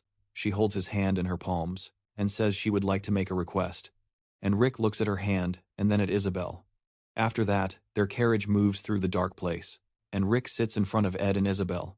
Mephisto tells Rick that he can see the corners of his lips lifting. He irritably asks Rick to hide that properly. Rick wipes the sweat from his face and replies that it is to be expected since he received something so valuable. He looks at the gold coin in the palm of his hand. Rick remembers the previous conversation with Isabel before sitting in this carriage. Isabel gives him the gold coin, and he asks if it is the gold coin upon seeing the blue lion symbol on it. He asks Isabel if she is a lady of the whale family. Isabel replies that it is shameful to admit, but she is.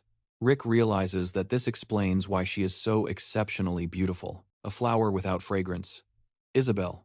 Well, although her beauty was enough for even the heir prince to fall in love with her and ask for her hand in marriage, she was abandoned because she was a flower without perfume, just because she was not born with talent. Isabel believes that if the flesh and blood of the lion do not have sharp teeth and claws, then their value equally diminishes.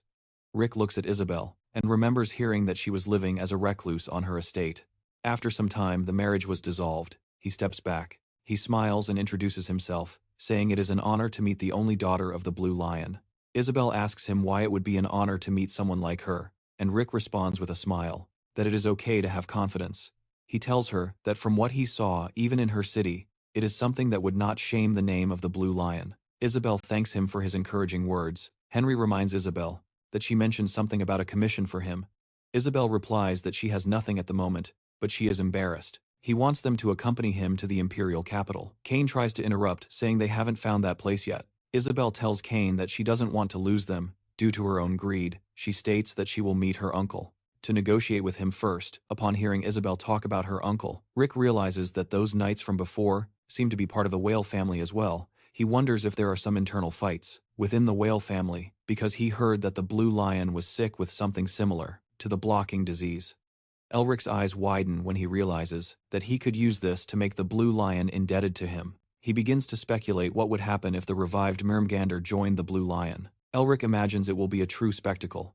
He laughs, thinking that being smart is the best. Rick coughs, and Isabel tells him that despite needing to resort to their skills, she would like to give him about 2 times what she just gave, as a reward upon completion. Rick murmurs in response, and looks at the gold coin in the palm of his hand.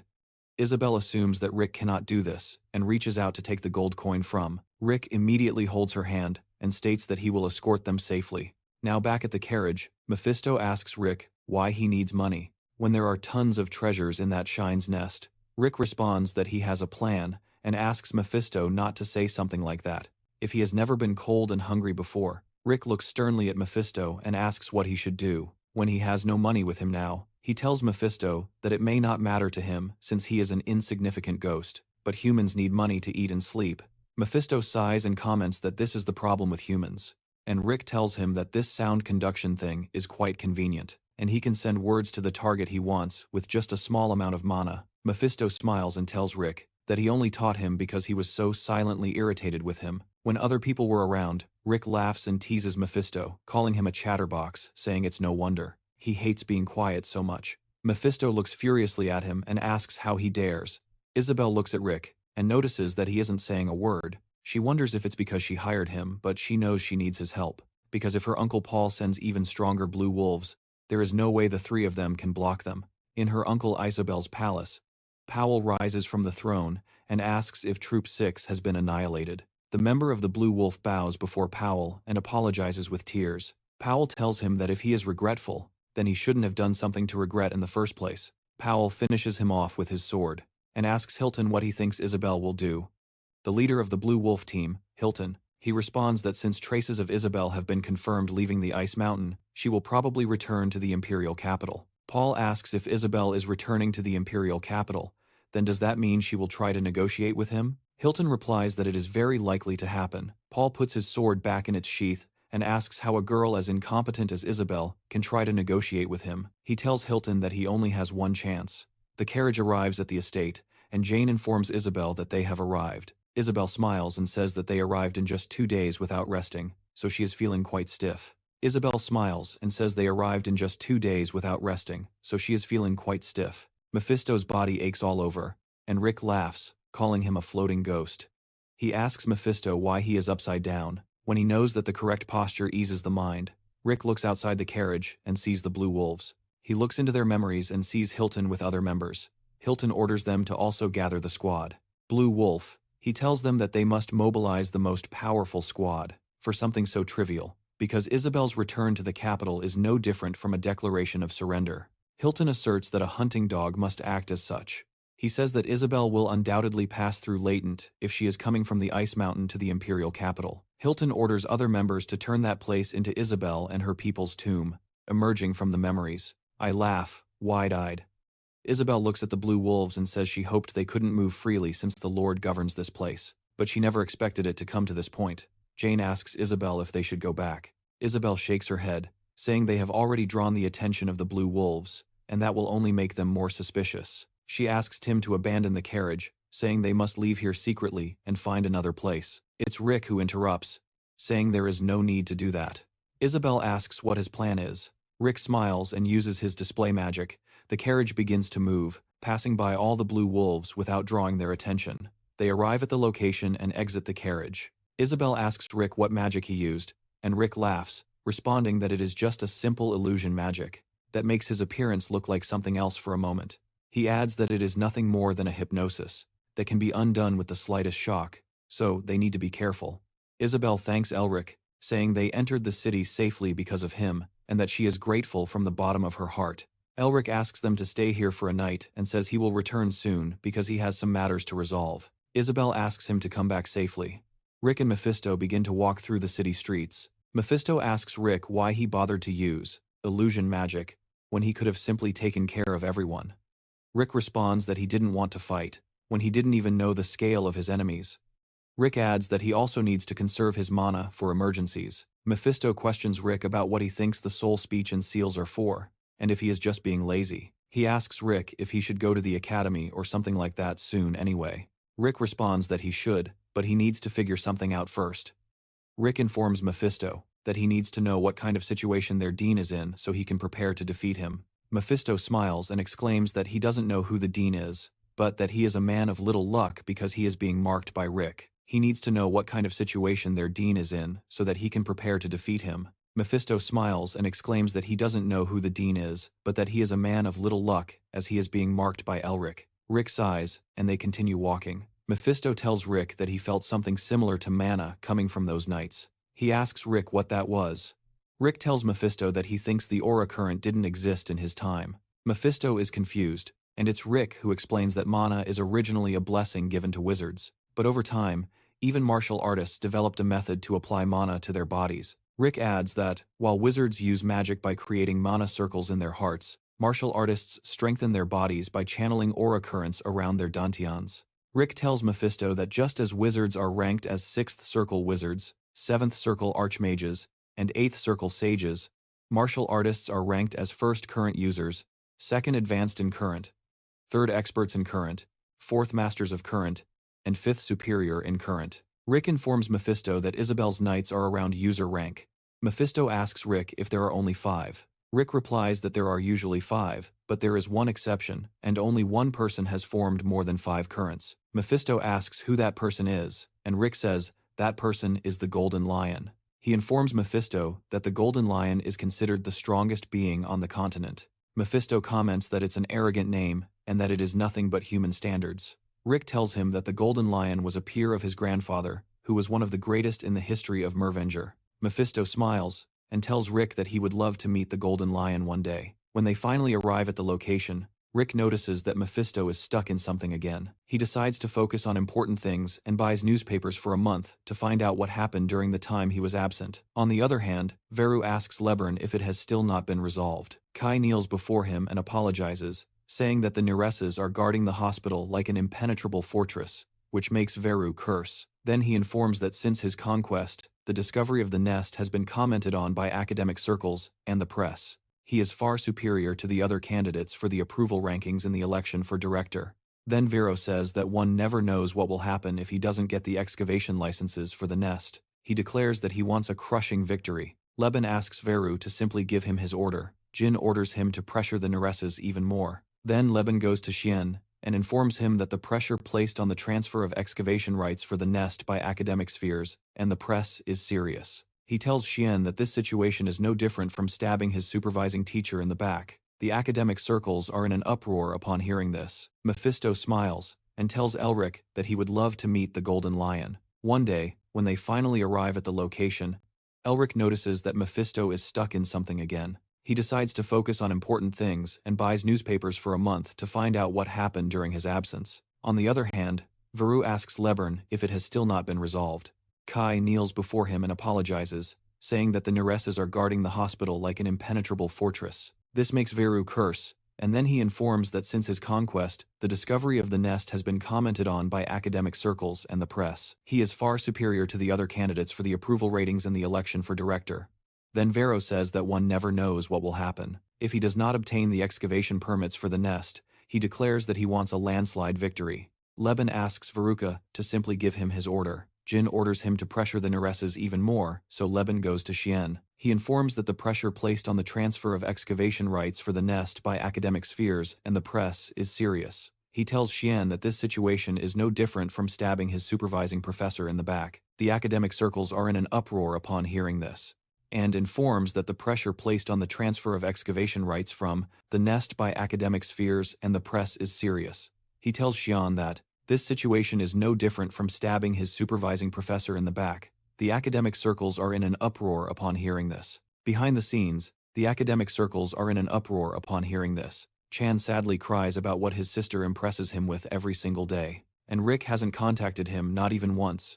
Chan looks at the papers on the table. He declares that he has already made up his mind and will continue to endure until Rick returns. It's Rick. He reads everything in the newspaper and comments that the dean is as cunning as ever. He says that Chan is going through hell because of him. It's Rick who tells the dean that he is using the press. The older you get, the more cunning you become, quite like Mephisto. He continues to stare at Elric, and Elric pounds his fist on the newspaper, asking Aldim to come up, because this will only make his debut stage more fabulous. It's Rick. He sighs and expresses that he feels very bad for Chan. He asks if there is anything he can do for him. Suddenly, it's Rick. Mephisto hears chaos coming from outside. They look out the window and witness the fire outside.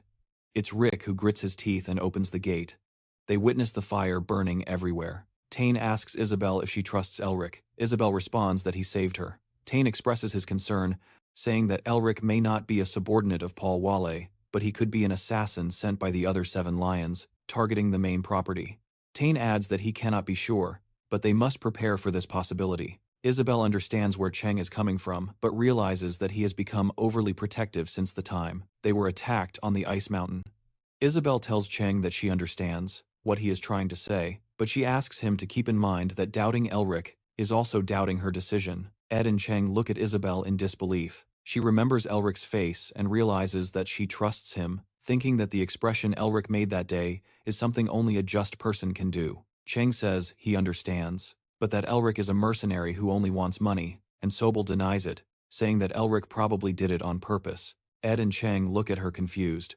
She explains that Elric helped them from the beginning, without any compensation. Isabel said that Elric would have helped them even if they hadn't hired him, but his face changed as soon as he found out they were from the Wale family. Isabel told them that Elric took into account that their family's reputation could be tarnished, and purposely lowered himself. Ed exclaims, saying he understands that it's Rick who did such a thing, to not make the Blue Lion look weak.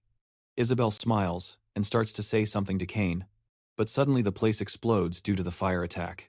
Looking at the burning area, the leader of Squad 3, Blue Wolf Simonon, asks the leader of Squad 2, Blue Wolf Beskov, if it isn't burning quite a lot. Politely, he asks Beskov if it's really worth the price of a scroll containing the fourth circle of the heatwave summoning. Beskov asks Simon how he can laugh at this. Simon looks at Beskov and says he was agreeing with his opinion not long ago and now he is acting seriously. He asks Biskov if he knows how much he had to spend on this thing. Biskov curses Simon and says he can't think of anything better. Besides considering Isabel's personality, he says she will show up to help people. Not Simon asks if they should burn a little more.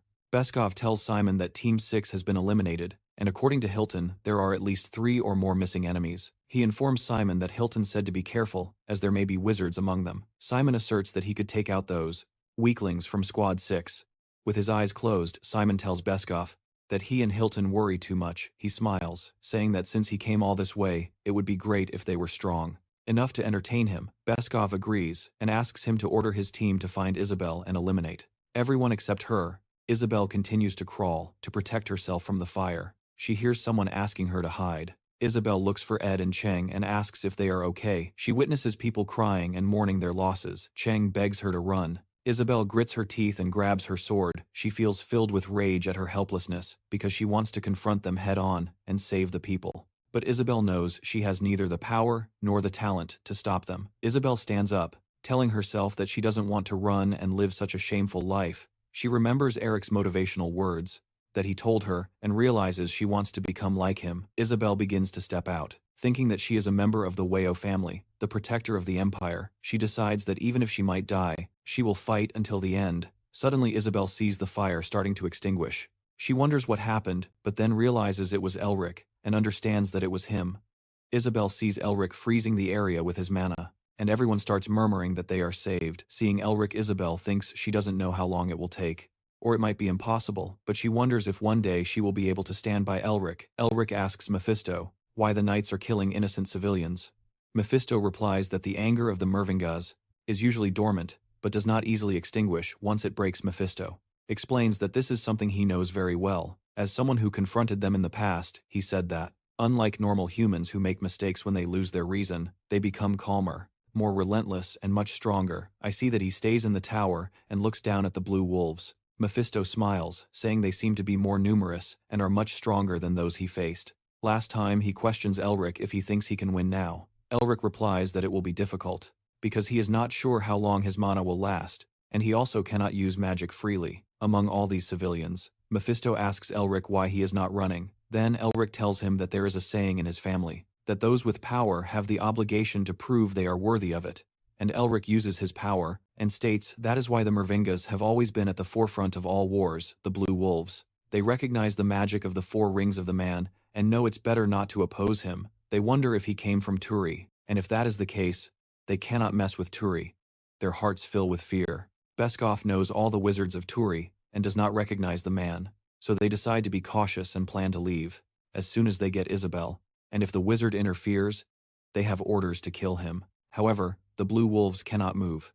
Isabel recognizes Sir Rick, who came to her aid. Sir Rick disappears, leaving only a trail of light through the city. He sees 40 people and decides to take this somewhere without civilians. The leader of the Blue Wolves blows a whistle. The soldiers gather, but Rick passes by them in a flash, leaving them surrounded by the Blue Wolves. They ask about Isabel, but of course, he refuses to tell. The Blue Wolves rush to attack Rick. Although Rick is powerful, he needs to be cautious. He has already used most of his mana to extinguish the fire in the city, and even though the mana in his dragon heart has increased significantly after devouring the seal, if he exceeds the limit again, it will have an impact on his body like last time. A flashback of his previous deaths crosses Rick's mind. He remembers that back then, he could simply give up and try again, but now, he needs to be cautious, because he only has one chance. Rick sees the number of 30 to 40 people. Now he knows Isabel was right. They are giving their best. Even though they are against one person, Rick pulls out his weapon and decides to attack the leader first. He runs to attack them, but to his surprise, he cannot move as before. "My son, unmask your bluff of having defeated the Mountain King," but he swears he fought with her and could move as fast as he wanted. The blue wolf knocks Rick to the ground and drives his sword into the ground, barely missing Rick's head. My son remembers that reality is not as easy as his grandfather's game. Suddenly, another blue wolf rushes to attack Rick with enthusiasm. He thinks Rick is foolish for entering combat, hand to hand, and challenges him to use his magic. He uses his penetration ability and strikes his opponent, but is surprised when the attack barely scratches him. Both exchange blows, attacking each other, but then a loud crash resonates.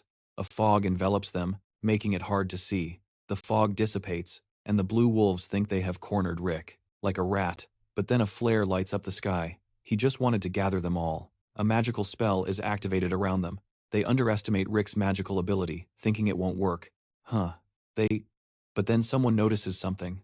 They see the eyes of Rick, something inhuman in them, and they decide to act now and kill Rick before he activates the magic. However, they can only wish when Rick was taking Isabella to a safe place. He asked about the fighting style of the blue wolves, and she told him that they fight in packs like wolves and attack their opponent until he is dead. It was with this information that Rick planned to gather them and defeat them once and for all. The trap was a suggestion from Isabella. Rick asks her for a favor. He told her to guide the citizens out of the square and tear the signaling magic scroll, because that is the only way for him to rise and finish everyone off. Meanwhile, Rick uses his mana trap and freezes everyone. He approaches one of the soldiers and calls them foolish puppets for not seeing the mana when he is about to deliver the last man. A miserable death. Someone interrupts at the last minute and attacks Rick.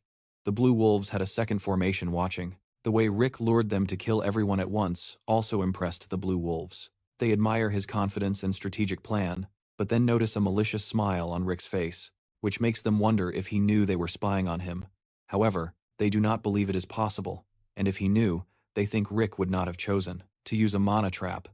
The blue wolves tell Rick to hand over Isabella in exchange for his life, but Rick does not plan to let them live. He threatens to show no mercy because they abandoned their cavalry. The blue wolf tells his squad to protect themselves with aura and maintain formation.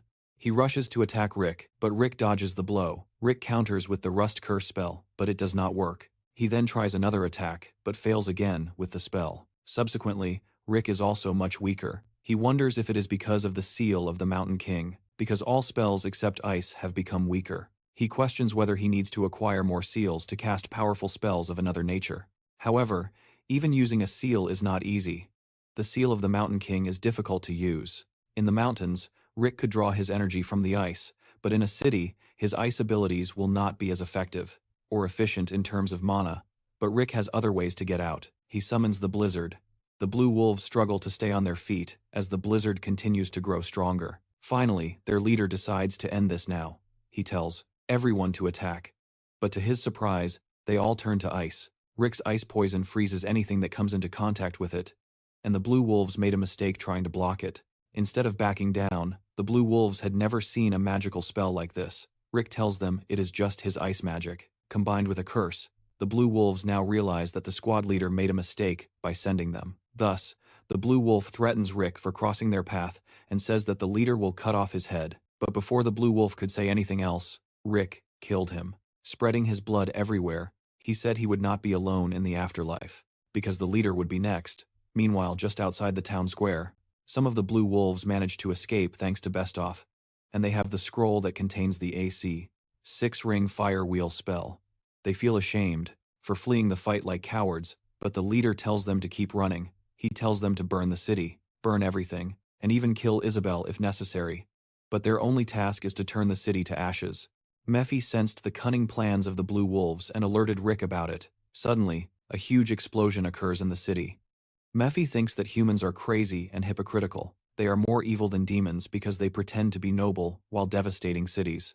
Rick quickly runs to find the remaining blue wolves. There are 3 left, and he can't find any. The use of the magic scroll of the 6-ring spell that has the power to set the city ablaze makes the situation even more dire. Rick runs through the streets looking for the blue wolves. One of them is on a rooftop with the magic scroll in hand, and sees Rick running, but suddenly, out of nowhere, one of his arms was severed.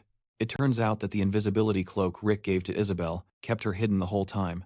The blue wolf pulls out a dagger in the other hand and prepares to attack Isabel, but Rick turns him to ice. Tired of the games, Rick reaches out to finish off the blue wolf, but then the blue wolf reminds him that it's not over for him. There are still 2 of them left. The other blue wolves spread chaos throughout the city. He tells Rick that they will have completed their preparations while he was busy dealing with him. He boasts about their commitment to the cause and tells Rick that he has lost and that the city will scream in agony. However, he underestimates Rick.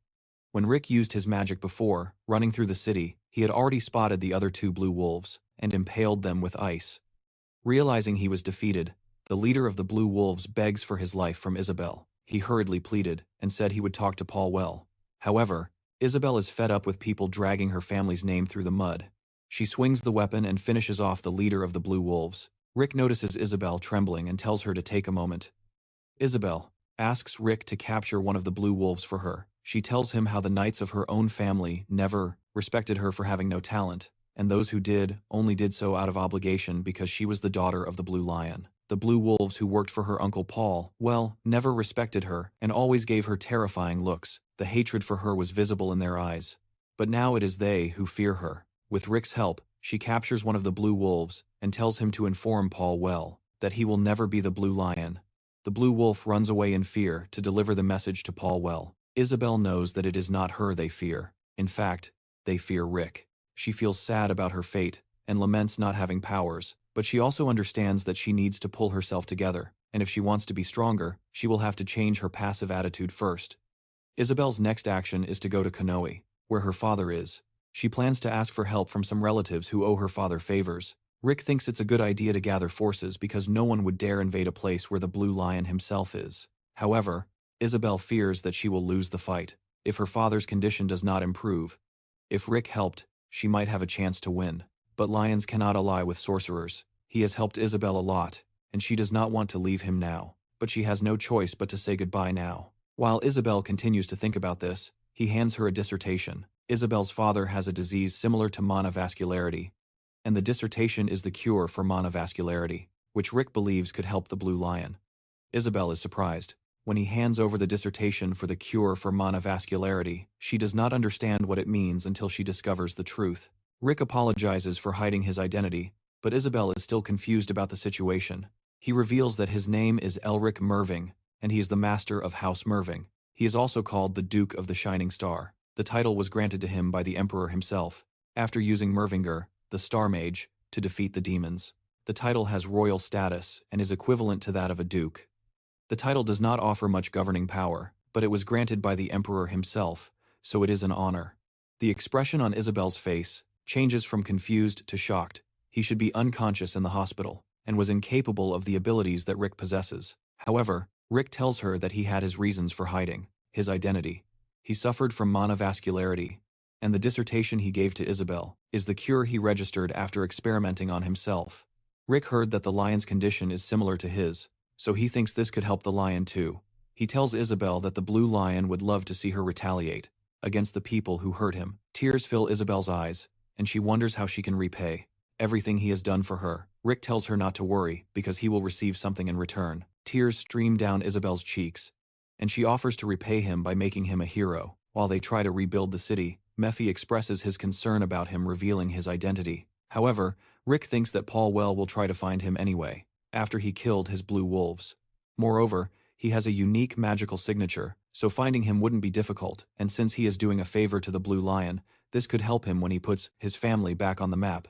Mephi is impressed with Elric's political skill to gain a good reputation and prominence in a prestigious family. The civilians show their gratitude to Elric for helping them. If he hadn't defeated the Blue Wolves, who knows what they would have done.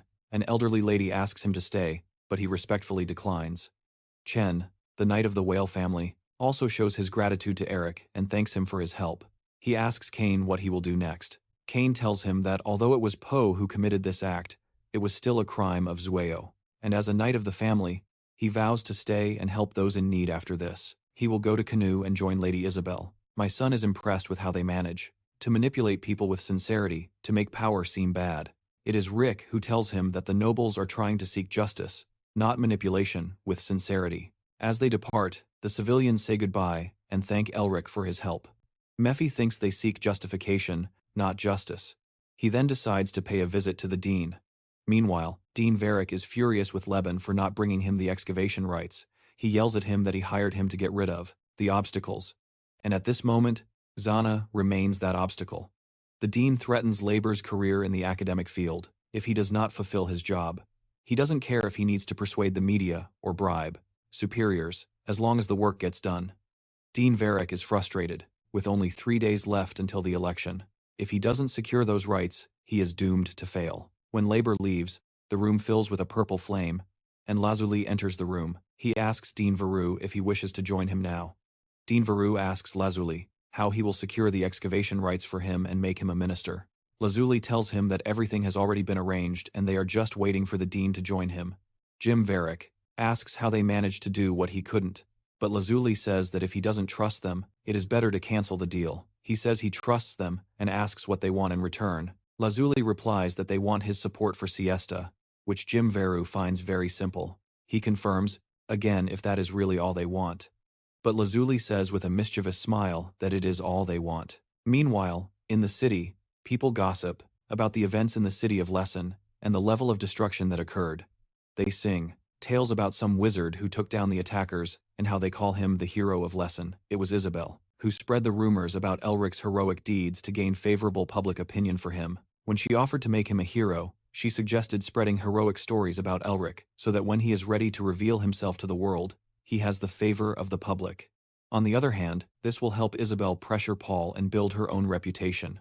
People gossip about the romance between Isabel and the Crown Prince and the teenage hero. This makes Elric think that they are more interested in romances than in heroic deeds. In any case, he knows that Isabel is really good at turning a situation to her advantage. Heroic tales or romances are an effective way to publicize a name, which makes Rick think they are more interested in romances than in heroic deeds. Either way, he knows that Isabel is really good at turning a situation to her advantage.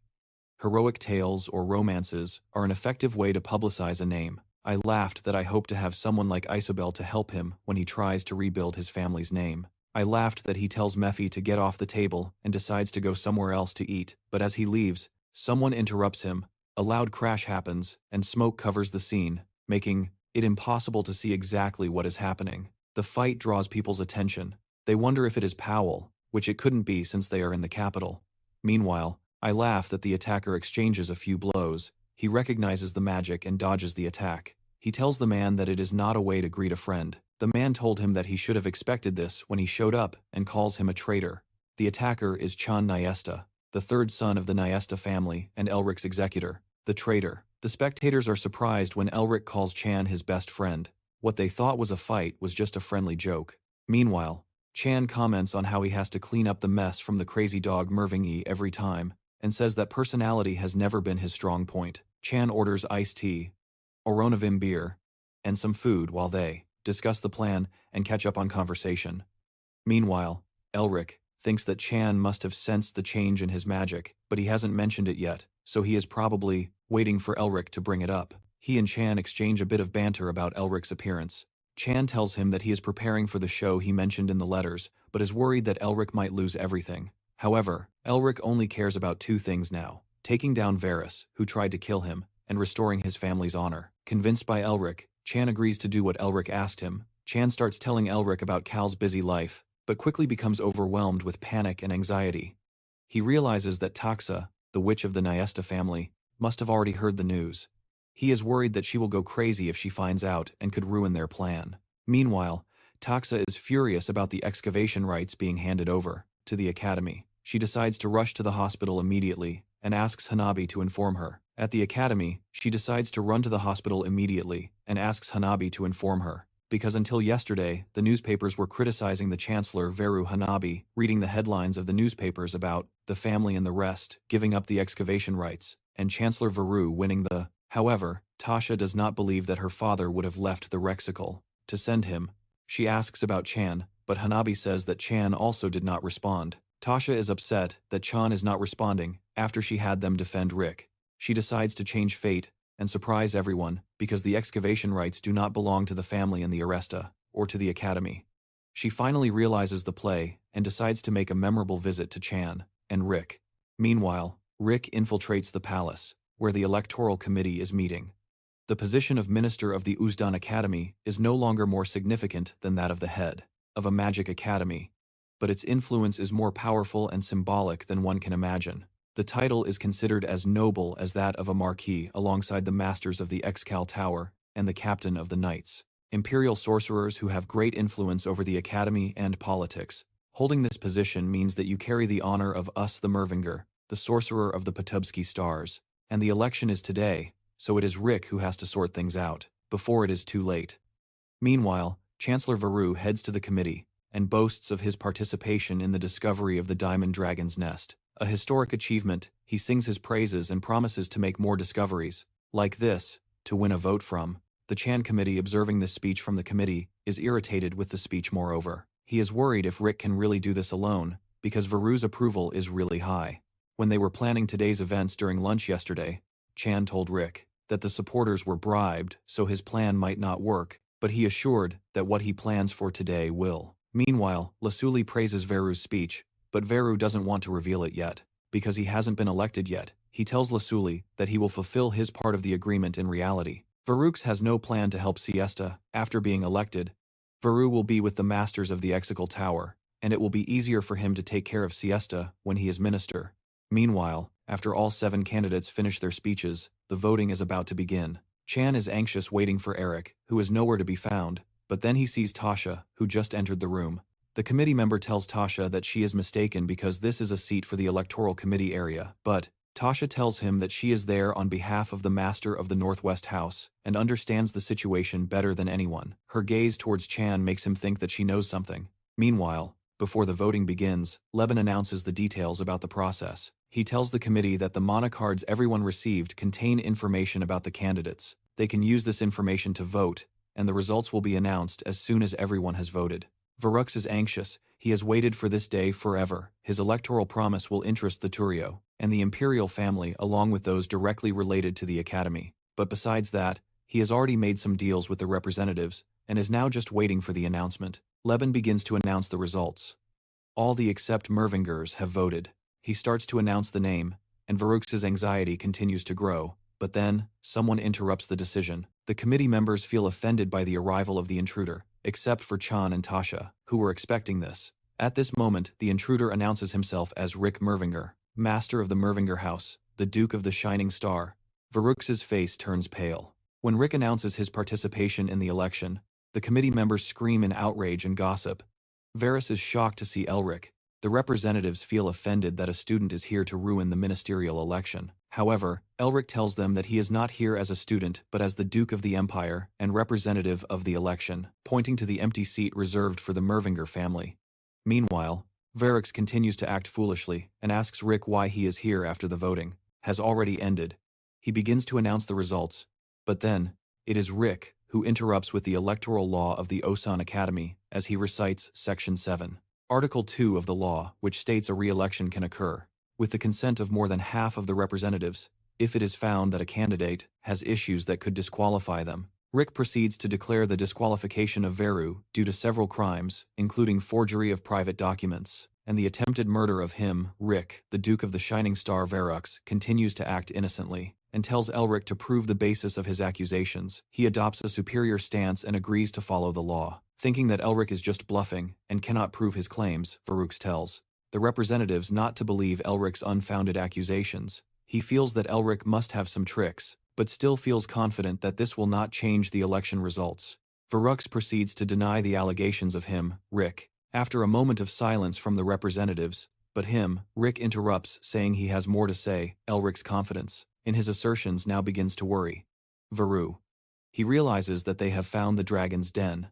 Elric shows the representative a crystal, in which Veru is seen and heard telling someone to take him as planned and collect the great necklace of sorcery as evidence. Then Elric reveals that Veru did not offer any support to the discovery that he and Chan made. Instead, he tried to kill Elric and steal his family inheritance. With the evidence, Elric proves his claims, however. Varuk still denies his crimes and calls the evidence a trick made with illusion magic. Elric emphasizes that he cannot perform sophisticated magic that could deceive a great high mage of 7 rings like Veru. That would make him an 8-ring sorcerer. If he could, the representatives agree with Rick that he cannot deceive them all with illusion magic, much less a 7-ring sorcerer. Besides, He suffers from avascular mana. Varux asks how Rick obtained the crystal that he gave to Liburn to take care of Elric. In the lair, Liburn announces the obstacle that the election faces, which hits Veru with a realization. He now realizes that Liburn betrayed him when Chan and Elric met and discussed their plans. During lunch, Chan told him that he saw Liburn wandering around the hospital. Liburn told him he was waiting for Elric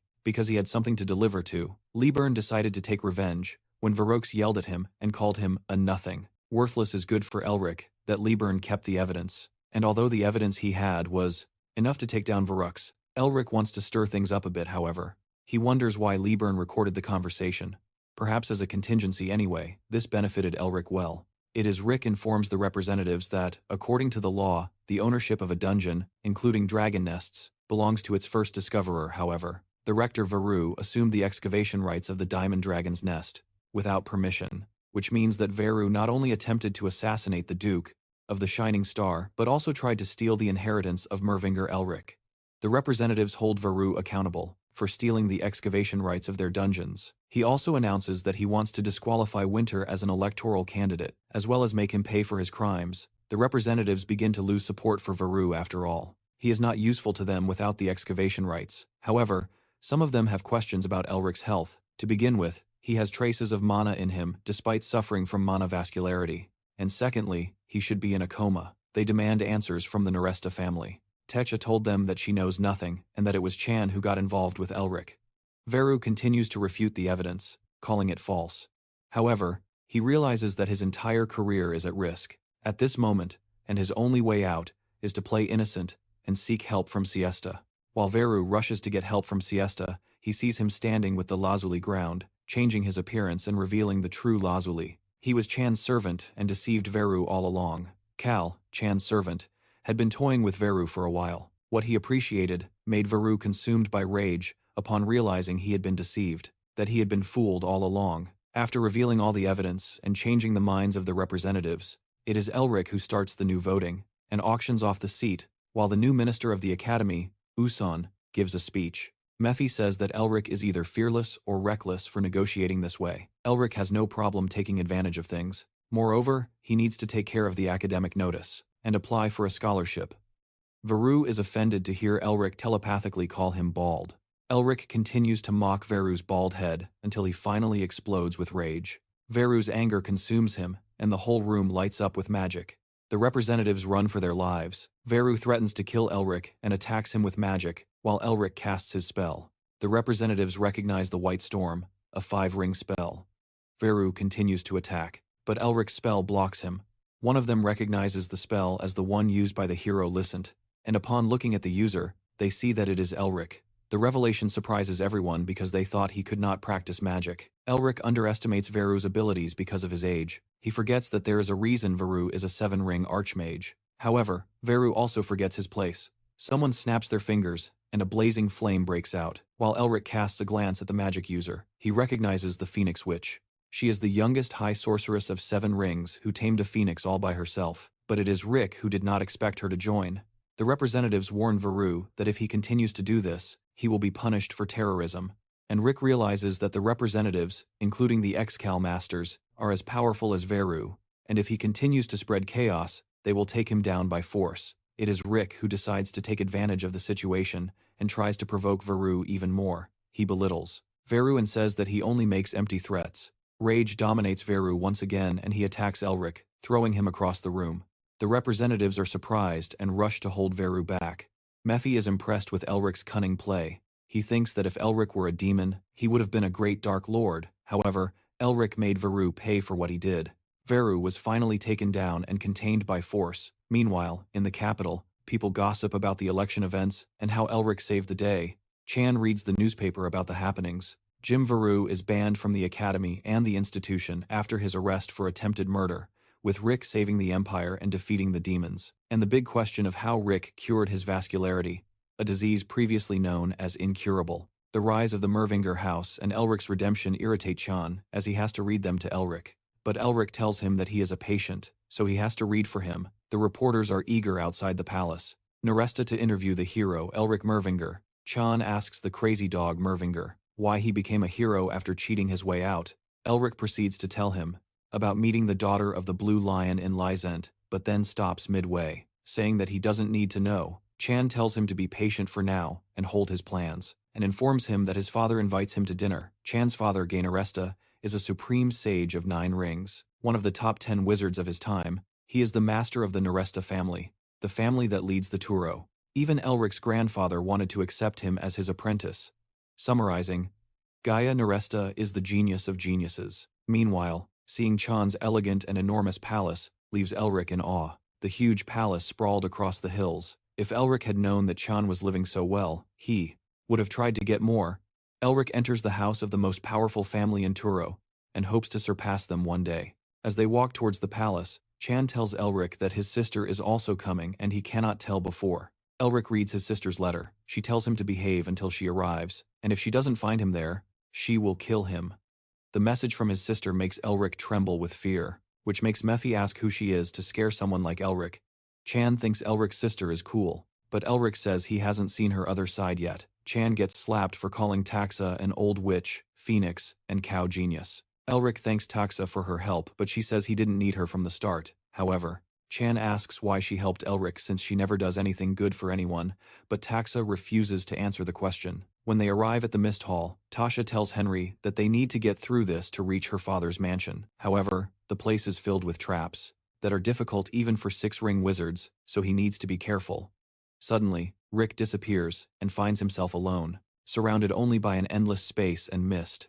Suddenly, he sees a halo in front of him, and the space fills with magical energy. Rick wonders if this is the true power of the Nerestas. The space is filled with elements, some being potent and others gentle, some sharp and others dull that hurt. At first, one might think they are all branches, different from magic, but at the same time, they are connected by a single element, wind. Rick doesn't know what place this is, but he believes he can harness the power if he does some research. While he continues to contemplate, a voice calls him. The voice asks if he really knows what he is seeing, or if he is just looking without understanding. Rick didn't come to this place on purpose, but observing another wizard working on his magic is still a crime if the wizard controls the place. Then he must be at least a 7-ring wizard, which means Rick is completely lost. And Rick blames the Nerestas for not guiding him properly, and decides it's better to pretend he didn't hear the man. However, the man can hear Rick scheming in his mind. Rick camouflages and hides from the man. The clever trick impresses the man, and his interest in Elric only increases. But although Elric couldn't finish analyzing the magic, it's better than being caught. While Elric continues to look for an exit, the space begins to tremble, and he finds the man standing in front of him. The man tells Elric that he took something that wasn't his and now needs to pay for it. Meanwhile, Chan and Tasha think about what to do next. Gainaresta finds the Mist Hall open and asks what happened. Tasha tells him that Elric disappeared before they could pass through the entrance.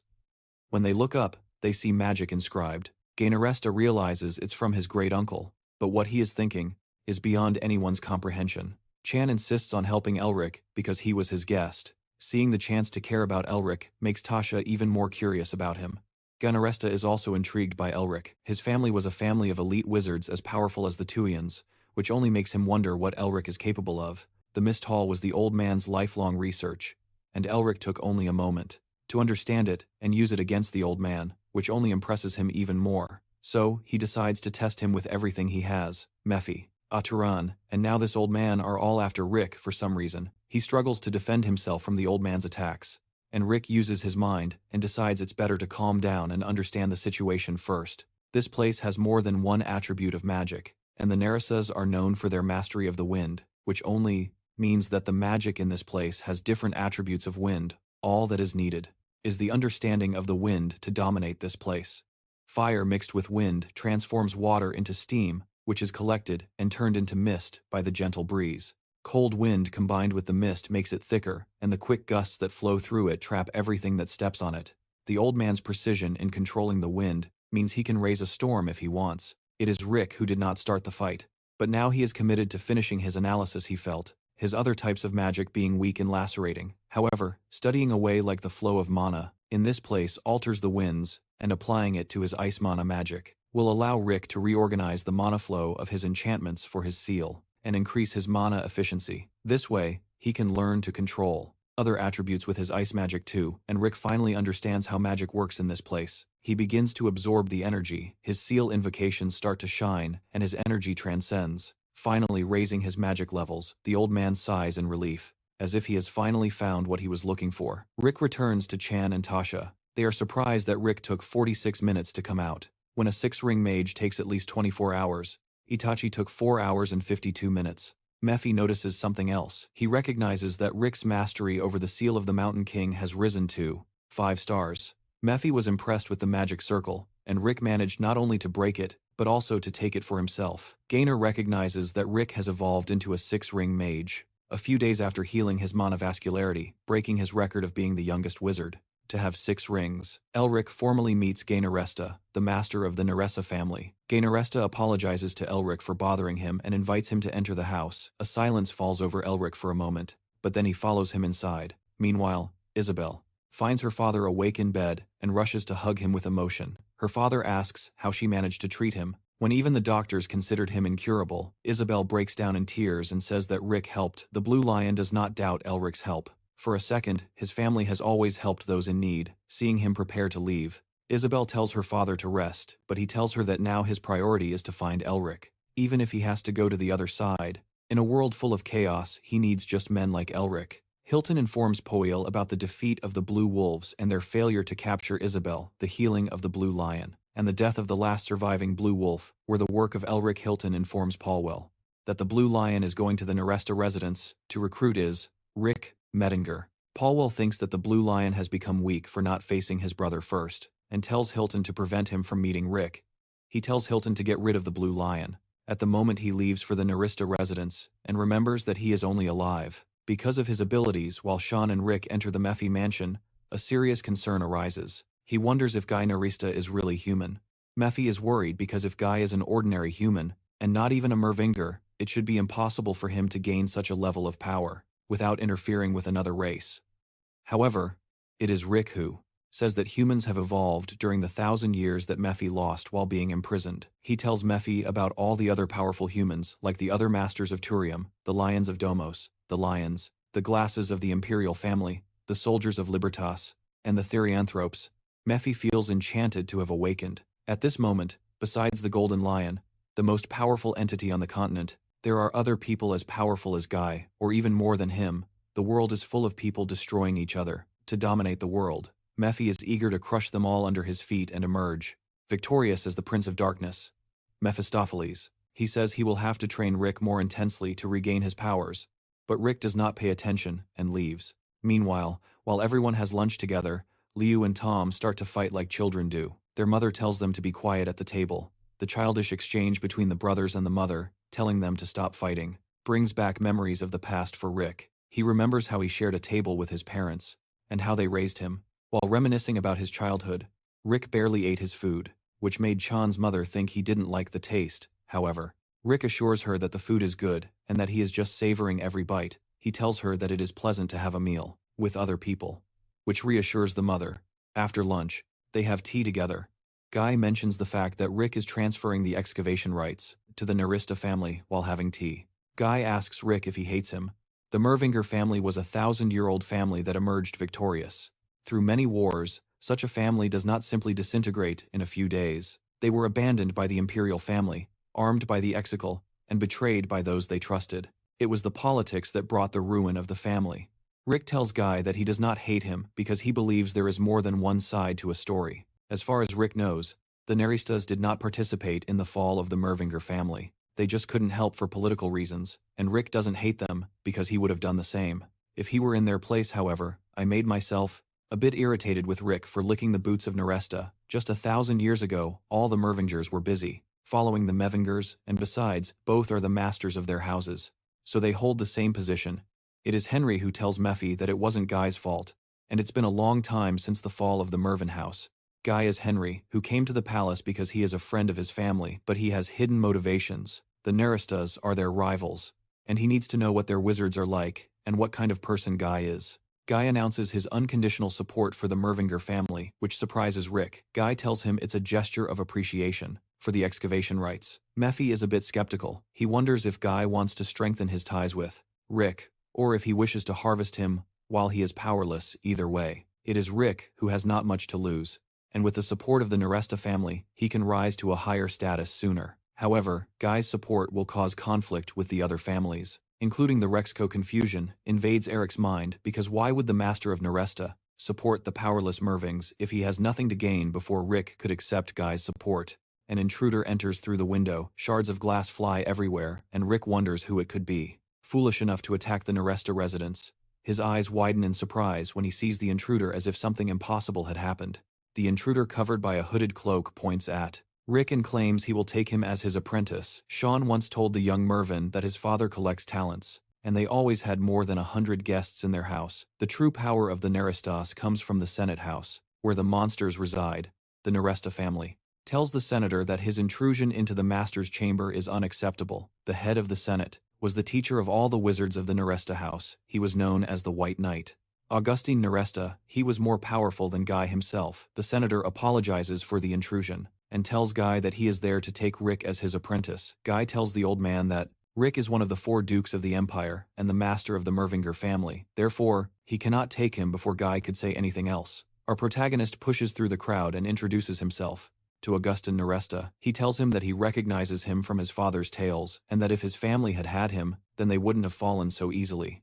Augustine praises Mervinger's intelligence and asks him to be his apprentice. Although he declines the offer, Augustine insists that he took some of his teachings from the Mist Hall. Then it is Rick who tells him that this was unintentional, and that he only did it to escape the Mist Hall. Moreover, it was Augustine himself who put him in this position. Augustine is tired of his lack of seriousness. He stomps his feet, and everything around transforms into a bright night sky. Everyone is surprised by the illuminated and bright night sky. Augustine slaps Elric, moving through space. The physical movement that seemed like teleportation surprised Elric. A wizard cannot move that fast. Augustine grabs and leaves. Taxa is furious with Chan's inaction, but Chan tells her that this is how this stupid guy does things. Mephi is almost impressed with the unpredictability of Eric, and thinks that Augustine is his next target after himself. I laugh that facing Augustine was something that even Mephi did not expect, and Augustine is now going to learn a lesson. The young Mervinger wakes up, not knowing where he is, when he opens his eyes. He gets scared, and slips off the cliff. Just as he is about to fall off the cliff, Augustine grabs him. After all, he doesn't want to lose his first apprentice in 90 years. Eric just wanted to steal some knowledge from the professor of the Nereastas. He did not anticipate that he would be kidnapped. So when he just wanted to keep the spending on the interested, while on the edge of a cliff, he wonders if he just made a mistake. He tries to compose himself and activate his mana, but realizes that his mana is not working, just like the mana vascularity. Elric asks Augustine what he did to him. Augustine tells him to see for himself and lets him fall off the cliff.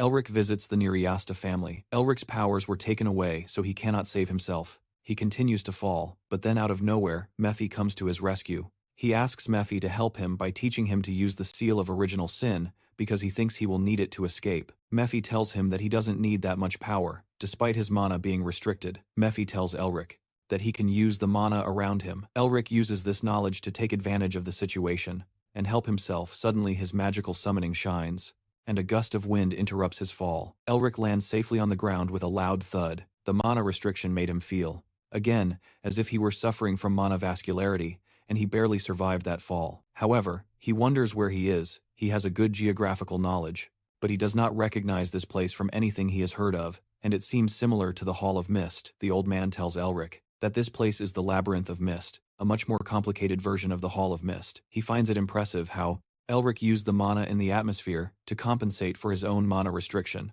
He asks the old man why he put him in danger, if he wants to have him as an apprentice. The old man tells him that he cannot teach what he taught the Nereasta family, but still will teach him something. The old man tells Elric everything. Nevertheless, it will still teach him something. The old man tells everything to Rick. He can be known as the senator of the Neresta house, but he is also the leader of the Louis group. They accept only one successor each generation, and the training is not related to the Nerestas. It is the first time that Rick hears about a group called Louis. However, Mephi recognizes the name, but he did not know that the group was still active. He tells Rick that Louis came from the east, and was a considerable obstacle when he was active. Their magic is more combat-oriented than common magic. Similar to martial arts, their magic focuses on using the circulation of mana to strengthen the body and engage in hand-to-hand combat. And that is exactly what Rick needs to learn. Mephi tells Rick that light magic specializes in different branches of magic. Given the different energies of Rick in conflict, this is exactly what he needs now. Rick struggled to use all the powers he had, and now he realizes he hit the jackpot. He can acquire ancient knowledge without getting into trouble with the Neresta family. He asks the old man if he will teach martial arts magic, which surprises him. Because it was not recorded in history, the old man stops beating around the bush and tells Rick that he is surrounded by terrible wolves that are 3 times larger and stronger than normal wolves. He must remember that Louis's magic is focused on combat experience and do his best to survive. A group of giant wolves leaps at Rick. His eagerness to learn martial arts shines. His mana transforms into fear. Meanwhile, at the top of the mountain, another man shows his concern for Rick because he has only practiced magic for half a year. The old man tells him that Rick's skills are more than those of an amateur, and he believes he will defeat Rick. Struggles to hold his ground against the terrible wolves. He is knocked down, which makes the other man think he will lose, but the old man tells him to keep watching. Rick refuses to stay on the ground. He concentrates the mana and lands a punch on the terrible wolf, breaking its jaw. Rick's demonstration of power and persistence further reinforces the old man's belief in him. He believes that Louis has found what he has longed for over 1,000 years. However, Rick still has a long way to go, and that is why the old man asks Dialite, the leader of the resistance, to intervene. The old man could never identify all the members of the resistance, but it was known that their leaders were as strong as any lion or the masters of the Turio Tower. They were a fearsome terrorist organization, fighting to free the continent from the Empire and the Emperor. Dilty, the king of beasts, is one of their former leaders. Dilty agrees to help the old man, but the old man was excited to have an apprentice after so long, so Dilty asks if he is sure. However, Mephi believes that things will only get tougher from now on, because the other will be more cautious. Rick agrees that he cannot do this without mana, and thinks the old man is crazy for letting him. Fighting against the wolves with his hands, he is desperate to use the armor spell he used on Mount Nevada, and if he had known a bit about it, he would have done some physical training. An idea strikes Rick at that moment. He remembers the research he did on body strengthening, which is not different from physical training. Body strengthening was a hidden martial art that was passed down to the descendants of the Tiger Kings. The Tiger tribe that ruled the realm of Therianthropes believes that the body is a smaller version of the universe that God created. They believe that breath flows from the body, just as human breath flows through nature. This allows someone's body to undergo changes depending on how they breathe and what they focus on. It is necessary to use instinct to focus on a single point among the countless images presented to the subconscious. The trick is to abandon reason and use only instinct and intuition to move freely. This is exactly what Rick does. He uses his instinct, trusts his intuition, and sees the lurking wolf. He throws a punch and kills the wolf effortlessly. My son is shocked at how Rick learned to fight like a Therianthrope after finally defeating the 2 wolves. Rick sits down to catch his breath. The old man is impressed with Rick's performance, but this only means increasing the difficulty. Before that, the old man rewards Elric. He points to a cliff where moss is growing and tells him to get it. Elric accepts his fate. He understands that he has to defeat all the wolves to overcome this training. He stands up and faces the remaining terrible wolves. After fighting for 10 consecutive days, Rick reaches the cliff, where the moss was growing. The plants have demonic energy, but Mephi does not understand why they are growing here. Rick worries if the demonic energy will replenish his mana if he eats the plants, but Mephi tells him that their effect is equivalent to that of herbal medicine in normal humans. But since they carry demonic seals, the plants might work for him, and perhaps even enhance his mastery over the seals themselves. My son believes there is a reason the old man sent him here, but he still cannot understand how a demonic plant is growing in this realm. Rick has a love-hate relationship with the old man. He put him in danger, but it is also because of the old man that Rick was able to enhance his mastery with the seals and increase his mana. Not to mention it was because of the mana restriction that Rick could fortify his body as well. Besides all the good things, he is glad this is about to end now.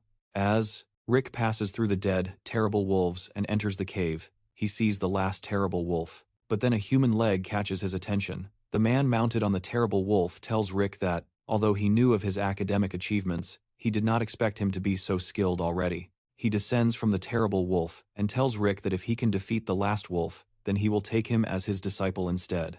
Augustine enters just as Gialti tries to recruit Rick and gives him his final task. Augustine argues that he has worked hard to train both him and Gialti, arguing that the terrible wolves he killed were difficult to obtain. He must go to the Dragon Zone in the south to capture the pups and then feed them with vitamins for 5 years to raise them. My son points out how the two seem desperate to train Elric. Gialti asks Elric if he wants to be an apprentice of the Beast King. but Elric refuses, which leaves Master Noesta impressed. Elric tells Gialti that he has already accepted Master Noesta as his teacher, and now switching sides would not be loyal. Dialite offers to teach him how to use the Phantom Eye to control the beasts, and Rick finds this deal convincing and agrees to be Dialite's apprentice. He asks him to teach the Phantom Eye, but Dialite tells him to defeat the Terrible Wolf first. The Phantom Eye requires great mana control, and the fighting style increases mana circulation, which improves the Phantom Eye. Rick recovered his mana by eating the vitamins, so, as soon as he defeats the final Terrible Wolf without using magic, Jade agrees to teach him the skill of the Phantom Eye. He wastes no time and throws the Terrible Wolf flying with the last challenge completed. He now wishes to learn the Phantom Eye skill. Old Augustin approaches Rick, standing before him, and placing a hand on Rick's shoulder, to show the truth. They teleport out of the hall to Louis, a sacred place for Louis, and Rick feels the density and dark demonic energy. It feels like a demonic zone that could only be constructed by superior demons. Mephi felt something different about the place when he saw the vitamins, for the first time, and the place seems to have been built by Augustine. The old man tells Rick that his family has hunted demons for generations, but he raises the question of how a demonic zone is a sacred place for Louis. As they enter the hall, Rick recognizes the Eastern architecture and Eastern languages. The old man told him that the founder of Louis was an alchemist who researched medicinal botany in the East, until one day he lost his wife and daughter to a superior demon. He chased the demon all the way to the west for revenge. However, the demon was strong, and the Grandmaster had to change his plans, so he decided to strengthen himself by combining knowledge from the East with Western sorcery, and went so far as to take some elements of demonic power. The founder's resentment lasts for 1,000 years, and Rick thinks that the reason the old man accepted him as a disciple is that no one has managed to take revenge yet. But the old man tells him that the revenge was carried out a long time ago. The revelation that it was the old man himself who took revenge surprises Rick. Mephi also recognizes that the old man must be truly powerful. To have defeated that demon, he cannot begin to comprehend his master's strength to have defeated such a powerful demon. The old man tells him that the fight was also affected by other things. That is why he has set a new goal for himself. He shows Rick the demon. He says that he wanted to prove that it was his skills that defeated the demon by creating a disciple and making havers that his skills him fight against the demon again. Rick is that disciple the old man wants him to use. He wants him to use his teachings and fight against the demon, all to prove that he and his teachings are more powerful than the demon. Rick's task is not just to defeat the demon and prove the old man's skills. His job is to take the seal. He is surprised to discover that the old man knows he can take demon seals despite being human. However, Master Noresta assures him that he will not reveal his secret, not trusting the old man's promise. It is Rick who remains defensive. The old man decides to reveal a secret of his own, to gain his trust. Dialite tries to stop the old man, but he remains persistent. The old man removes the bandages from his hand and reveals his greatest secret, the arm of a dark elf. While regular elves live in the Forest of Light, dark elves live underground in darkness and worship evil. The Empire classified them as demons after exterminating them. It is Rick who points out that transplanting body parts between species is illegal, especially with demons.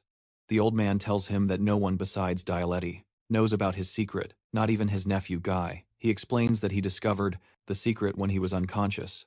The old man's intention was only to teach Elric more efficiently. He then apologizes for making him uncomfortable. It was because of this revelation that the old man decided to make Elric stay and achieve his life goal. He understands that this may sound greedy to him, so he gives him the choice to leave if he wants to. Alti, his tiger, and Mephisto, all of them await Elric's choice. He understands that it is greedy on the old man's part to expect him to achieve his goal. However, he also sees things from the old man's perspective. He understands that just like the old man, he is also working towards a goal, so he cannot refuse him. Rick bows before Master Noresta in respect and accepts him as his master. Then he asks the master about the next steps and the name of the demon. The old man tells him that the beast is known by many names, from east to west, but the Luia call it the ferocious beast Chu. Without hesitation, Rick advances confidently to complete his task. Even Mephisto recognized the power of Chu. Thus, absorbing its seal could strengthen him greatly. However, he still does not know how to absorb seals. Mephisto is irritated that he doesn't even know how to absorb the seals while acting with such confidence all the time. He told her that for demons absorbing seals is the same as eating. No one teaches someone how to eat, so he cannot teach him to absorb the seals. The gravity of the situation falls on Rick. The great necklace does not show the reaction when he absorbed the seal of the Mountain King for the first time. It happened on its own. Finally, a realization makes everything clear. All he needs to do is absorb, and Rick advances as the beast begins to scream and move. While he absorbs its seal, it was not just magic, martial arts, and body fortification that he learned last week. He also learned to harmonize the different magical energies within him. It is Rick who used his new knowledge to combine the mechanism of seals and enchantment, and it worked. He learned to absorb the seal. Suddenly Rick finds himself surrounded by forests.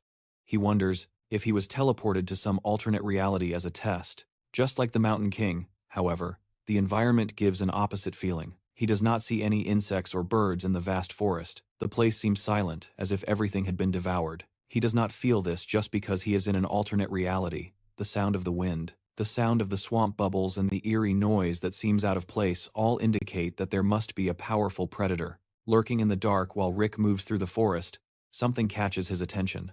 As if he had seen something lurking, he wonders if it is in the bushes or in the sky but cannot feel. Suddenly, a huge beast opens its jaws behind Rick to taste a special human. He observes his enemy. The light shining through the leaves transforms shadows into its teeth. He wonders if he will have to fight like he did with the Mountain King. He still does not know how to devour the seal. So Rick decides that it is better to observe because he does not wish to die. The beast taunts him for taking too long. Unlike his ancestors, who dove into battle first, the young Mervinger wonders how the beast knows about his lineage. The beast realizes there is more when it notices the seal of Mephistopheles, sees the heart of the dragon, and recognizes Rick. Knows how to use the enchantments too.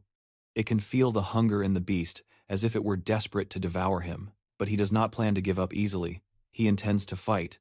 The beast did not plan to make a move. Now he feels that things have become interesting. The beast rises into the air, covering everything beneath its shadow. It tells him to feel hunger and feed his desire and greed, because that is how he will be able to find it again. Rick finds himself struggling to move, and suddenly finds himself back in reality.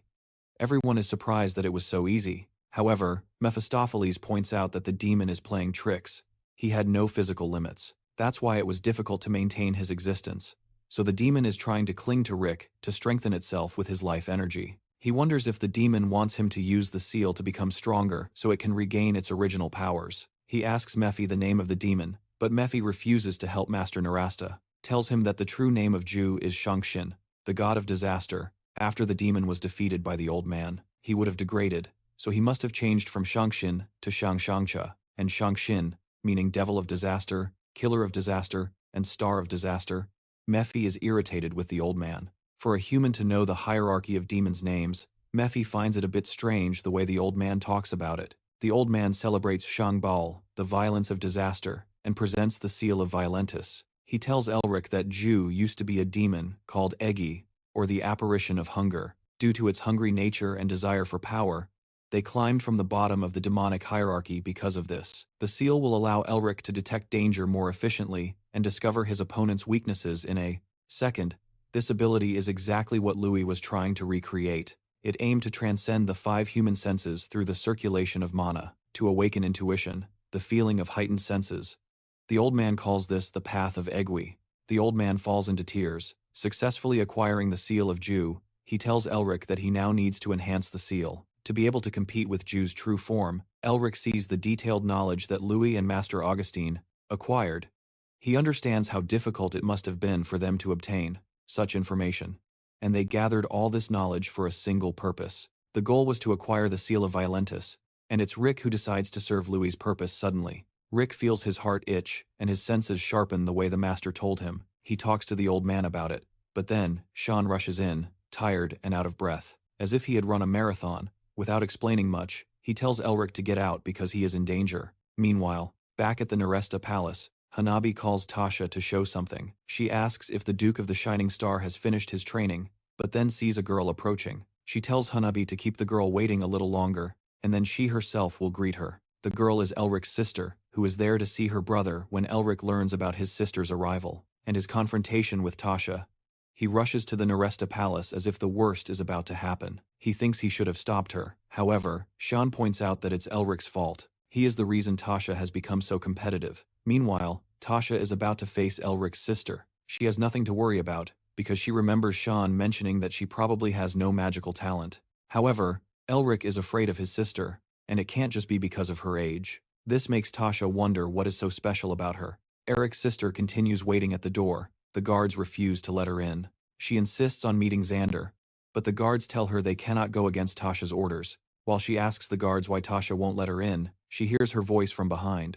Elric's sister, Mervinger, leans in respect. Before Tasha, her politeness surprises Tasha, despite the rude treatment. Tasha says and asks her why she is not allowed to enter. Tasha says they cannot allow anyone to come in and out randomly from the Neresta Palace, despite the visible characteristics of the Mervinger family. Tasha argues that she cannot trust just anyone because it could be a disguise. Besides, it is protocol for Reyes to prove herself. Tasha challenges her to a duel, however. Taxa argues that you cannot trust just anyone because they could be a disguise.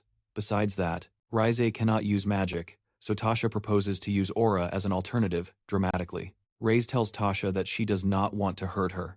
Tasha snaps her fingers, and an explosion occurs, transforming the environment into a battlefield. Huge rocks float around, and Reyes' suitcase transforms into a heavy hammer. Tasha uses her fire magic and elevates herself into the air to attack Reyes with fire. Both talk about their competitive nature. Reyes tells Tasha that sometimes she has opened Elric's head during competitions. Reyes' strength becomes undeniably visible as she throws her giant hammer with little effort. Tasha's eyes remain wide open in shock as she sees Reyes' 100-kilogram hammer flying toward her face. Reyes, being a martial artist, was already a surprise for her, but her throwing that heavy hammer without using aura proves her elite genetics. When the hammer hits the ground, the Black Sky logo reveals new and shocking information. Reyes is a member of the most powerful mercenary guild in the Empire. It becomes clear why Elric was afraid of her in the first place, but Tasha does not plan to make it easy. While they continue to exchange blows, someone interrupts the fight. Annoyed by the unwanted interruption that ruined her fun, Reyes grabs her brother by the throat. Elric tells his sister that although he is enjoying fighting with Tasha, she cannot destroy their home. Reyes, already impatient with the charms, tells Elric that she needs to talk to him. Meanwhile, Tasha decides to gather some information about Reyes.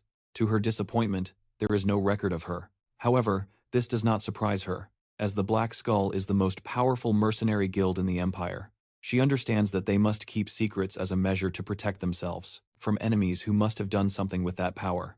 The only ties to high society that the leader of the Black Skull had were with the Grey Lion of Domos Leones.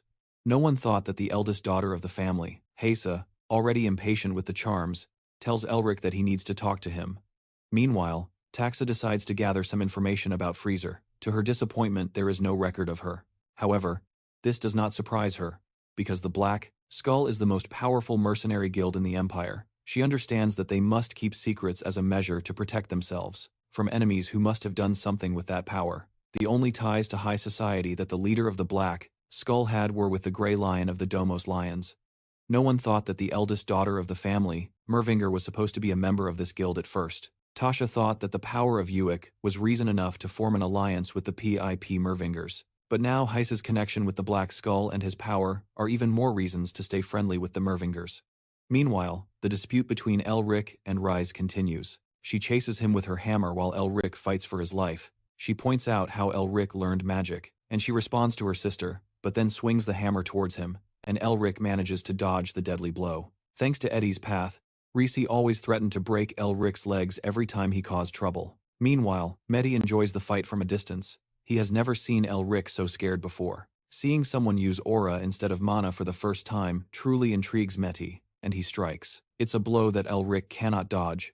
He throws up a shield to block the attack, but even with his abilities, Elric struggles to hold firm against his sister's powerful attack. But looking up, he sees Reyes holding the hammer. She was relieved that Elric was trying hard upon discovering he was going to the dragon's lair, but then he fainted after waking up. He disappeared and never contacted her. She was upset that Elric never reached out to her. She had to spend half a year without him. Easy had always been protective of Eric. She always stopped him from doing things, and he hated her for it. But he also understands that she wasn't trying to control him after their parents' death. It was she who took on the role of the adult. She had no family besides him, so of course, she was protective and wanted to take care of her brother.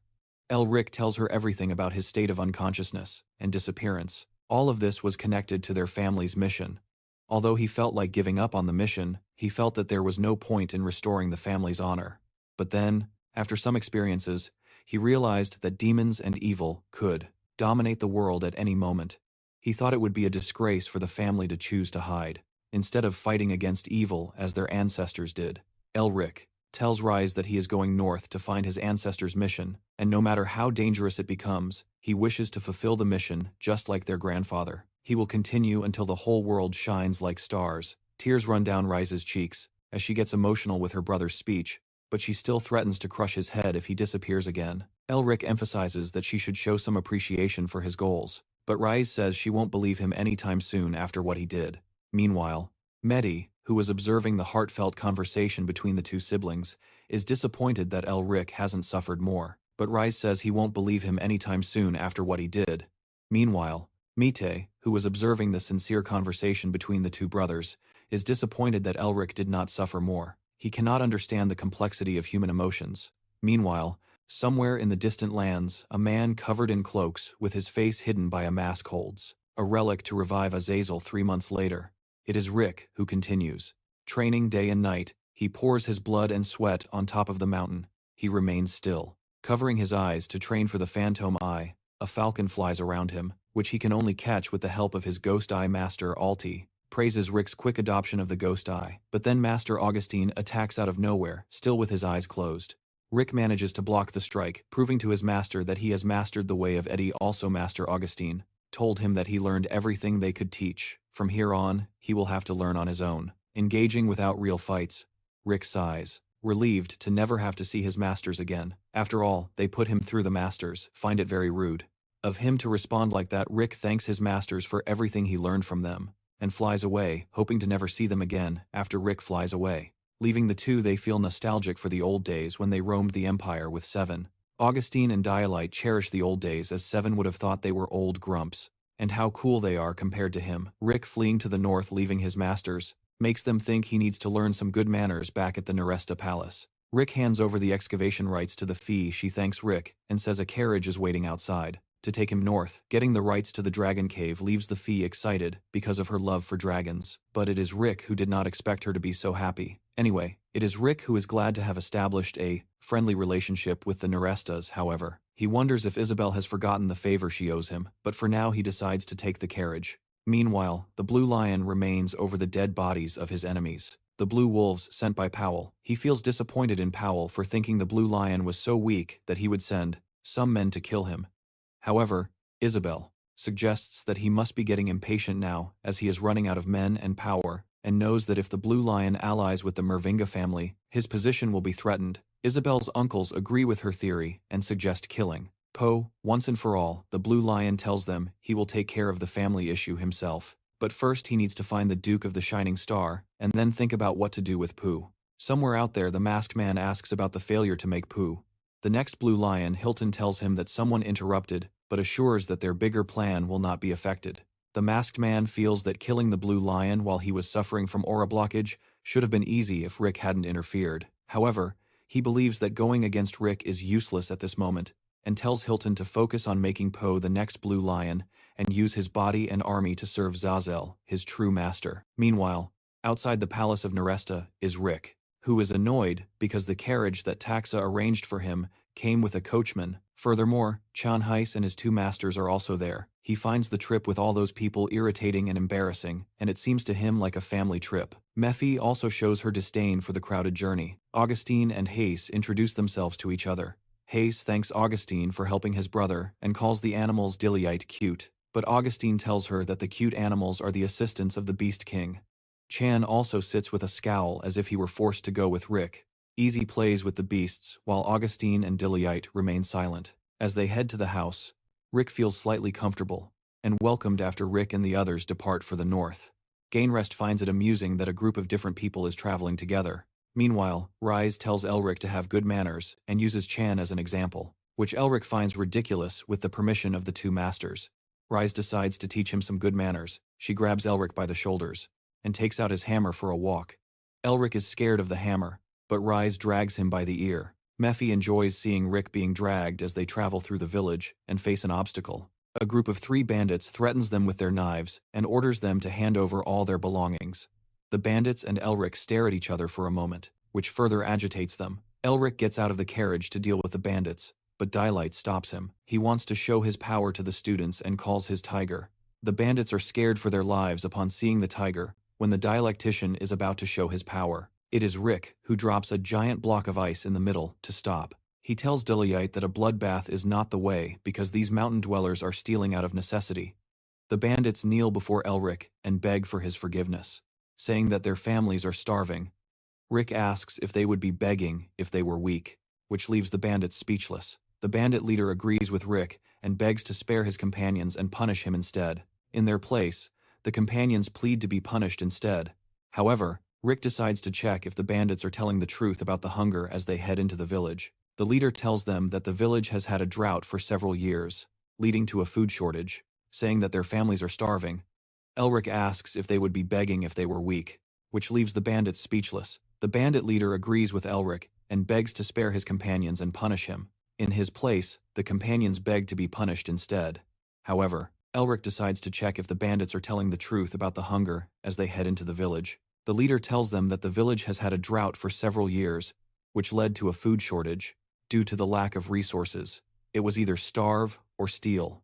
Besides that, they cannot move to another place because the nearest village is 5 days away. By horse, the loss of livestock due to hunger made everything even worse. The chief collapses in despair and guilt. For the condition of his village, Messie Augustine acknowledges that the villagers were wrong to steal, but suggests showing mercy because it is a failure of the empire not to send assistance. He believes that caring for the needy is a duty of the nobility. The chief thanks Elric with joy and promises never to steal again. However, Mephi continues to roll around. He examines the surroundings and feels a weak demonic energy coming from the fields. They head to the vast arid lands. Master Augustine asks Elric if he is sure about the demonic energy. As he cannot feel anything, Mephi tells Elric that the demonic energy is buried somewhere beneath this vast land, and he must fulfill his promise to deal with the demonic energy. Elric agrees with Mephi and tells everyone to step back, so he can pierce through the ground. He summons a giant block of ice and in an instant creates a huge hollow hole. In the ground, surprising the onlookers, it is Elric, who jumps into the hole and finds a chest hidden underneath. He opens the chest, and huge amounts of demonic energy pour out to everyone's surprise. A relic remains hidden in the chest. There are 4 demon lords serving the Lord of Darkness and ruling over the demons. Mephistopheles, the Prince of Original Sin, Shaitan, the Prince of Ruin Lilith, the Princess of Fornication, and Azazel, the Prince of Insanity, the Lord of Demons, and Tyrant who controlled the largest army of superior demons. Azazel was obsessed with the human world and destroyed countless kingdoms during his invasion. The totem is made by Azazel's followers to use it in human sacrifice, and Elric suspects that the totem, made for human sacrifice, could mean that the villagers would be sacrificed for Azazel's rebirth.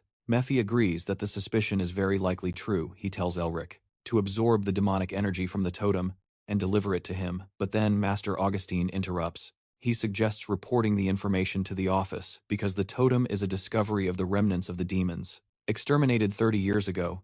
To Mephi's disappointment, Elric agrees with Master Augustine, and he cannot leave the totem empty. If it is delivered to the administrative office, he asks Mephi to teach him to use his seal, and then he can do something. But Mephi refuses. When Master Augustine hands the chest to Chan to be sent to the administrative office, Mephi becomes desperate and offers to give him anything, less telling how to use your seal between Chan Mephi and the Master's desire. Augustine, sending it to Buru Chu, feels the demonic energy in the totem and absorbs it instantly.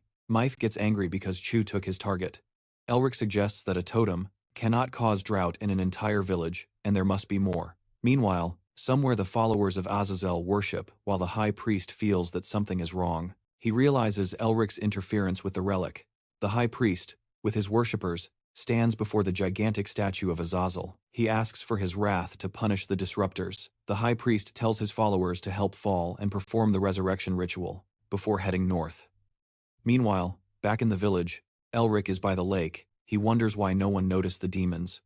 However, the villagers are happy to have water again to cultivate the crops. Many people were sacrificed, but no more. Master Augustine tells Elric that the evidence has been sent to the administrator's department, and now it is up to them to initiate the investigation. He assures Rick that the authorities around the village will also be held accountable. However, punishing them is no longer under their control. It is Rick who agrees with Master Augustine that with the involvement of bureaucracy, the demons will not move freely, and now he has to focus on finding the Temple of Flowers for Master Winter, and then he will be able to eliminate the demons. The village chief thanks Elric with gratitude. Elric tells him to take care of the villagers. and bids them farewell. The villagers are surprised to learn that the wizard who just helped them is none other than the hero sent by Lai, the Duke of the Shining Star, Elric Merving. They rejoice in happiness at the fact that the Star of the Empire has proven itself once again. Meanwhile, Rick and the others continue their journey. Carl calls him outside. This time it is the glasses that are in his way. The glasses are an intelligence agency that primarily serves the imperial family. They show no remorse in kidnapping, coercing, or assassinating someone if it achieves their mission. Their power is equal to that of Turi I and the Domos lions. It does not surprise Elric that they are here, since they failed to detect the demonic activity until he resolved everything and sent them the report. With the totem, no matter their power or that they are backed by the Emperor, he is offended by the disrespect towards the Duke of the Shining Star. Elric offends them. The glasses begin to boast about their power, but he interrupts them, showing disinterest. He uses Chu's power and tells them that the Jaga fact that they are doing field work probably means they are at most a Viscount. Therefore, with or without the support of the imperial family, they cannot speak to the Duke of the Shining Star. Thus, Elric's demonic power forces the glasses to yield. They did not know he was at the level of a great wizard. With no choice but to yield, the glasses agents exchange glances, agreeing with the common understanding. The glasses agent removes his mask, bows before Elric in respect, and apologizes for the lack of respect. He exaggerated in displaying power, but rightly so, because he believes that if he hadn't done this, they would see him as weak, and would bother him whenever they had the chance. He tells them that if they do something like that again, he will inform the council. The glasses agent steps back, grinding his teeth in anger towards Henrique, but there is one more person who has not finished with them. Messi Augustine approaches him and says that they dare to disrespect his student, but if it were him, he would have cut off their heads for that. All kinds of emotions take over the glasses agent. He never thought that Elric would be the student of the most powerful wizard in Turio. Such a lack of information makes it clear to him that he needs to change his informants to someone who can really do their job. Failing in intimidation tactics, the glasses agent introduces himself, formally as the boss of the 4th Bureau of Glasses. Elric realizes he is on the side of the Crown Prince, and wonders if the news has already reached him. Elric's arrogant lack of seriousness irritates the boss, but he is forced to smile and be polite. He tells Elric that they have been secretly tracking the remaining demons for some time and have recently discovered an unidentified group. Elric talks about Gregory, showing that he already knows what makes the boss wonder how he forgets that Elric is a Mervinger, a natural enemy of demons. Elric only sent a totem to the department, so the boss asks about the remaining 8 pieces. He tells Elric that it is illegal and recites Article 2, Section 2. According to the article, items related to demons must be stored by the Imperial Court as evidence. Elric counters with Article 8, Section 1. The article states that, with private possession, demonic items can be owned by private individuals for research purposes, with permission from the competent authority. Elric already has the permission. He calls the glasses agent slow for not being updated. The boss trembles with frustration. He asks Elric one last question. How did Elric know the exact location of the totems? Once again, Elric uses his surname to avoid answering the question, which frustrates the boss even more. Having finished with the glasses agent, Elric tells them to wrap it up here. The boss is annoyed by Elric's arrogant attitude but cannot say anything. He politely thanks Elric for his cooperation and leaves in his carriage after the glasses agent departs. Chan criticizes Elric for being so bold against the glasses agent. However, Riley thinks he was great. Dilet tells Elric that the glasses agent is not the type to let things go, but it is Elric who tells him that he does not plan to let them go like that. Not after they bothered him for no reason. Meanwhile, let them go, not after they bothered him for no reason. Meanwhile, the boss kneels before the agent with glasses and apologizes for failing him. The agent with glasses removes his disguise, revealing that it was all the Crown Prince Garrett. He tells the boss that he is the Crown Prince, who failed them. The Crown Prince could have thought that his disguise was convincing, and it could have been if it weren't for L's ghost eye ability. Rick and his control over animals. The bat was watching everything, and Rick learned of the Crown Prince's plans. The Crown Prince tells the boss that he is the one who failed them, because it was his decision to find Rick out of jealousy, to unjustly despise him. However, eliminating the remaining hidden demons is more important now. The boss tells him that the Garrett house is working for Grigori. Their entire house is made up of demons, and all circumstantial evidence from the totems points to their ownership. The Crown Prince tells the boss that to gain an advantage in the battle for the throne, he needs to succeed in this mission without any failure. The Crown Prince still has feelings for his former fiancée Isabel. He had to cancel the wedding for political reasons, and the boss thinks that the reason the prince disguised himself to join him was to gather information about the man who saved Isabel. The boss just wanted to make the prince more comfortable. However, his attempt to belittle Elric gave him a reason to humiliate them. The crown prince will soon be the son leading the empire, therefore he can no longer be involved with Elric. The boss decides it is time for Elric to die. However, Elric is still observing the entire conspiracy with his bat. Meanwhile, the agents gather outside the demon zone with orders to eliminate everything between the agents. Chan, Elric and Hyza also fight against the demons. Due to this cunning involvement, Elric managed to obtain some information. Seeing the crown prince disguised among the agents was just a bonus. What really mattered to Rick was the information about the demon's hideout. While the agents and Garrett fight among themselves, Rick plans to steal the house, take all the totems and flee. The masters will keep the route open for Rick to free Meph to feed on the demonic energy while running through the burning city to infiltrate the mansion. They face the wall made to contain infiltrators. However, it is not strong enough to hold Rick.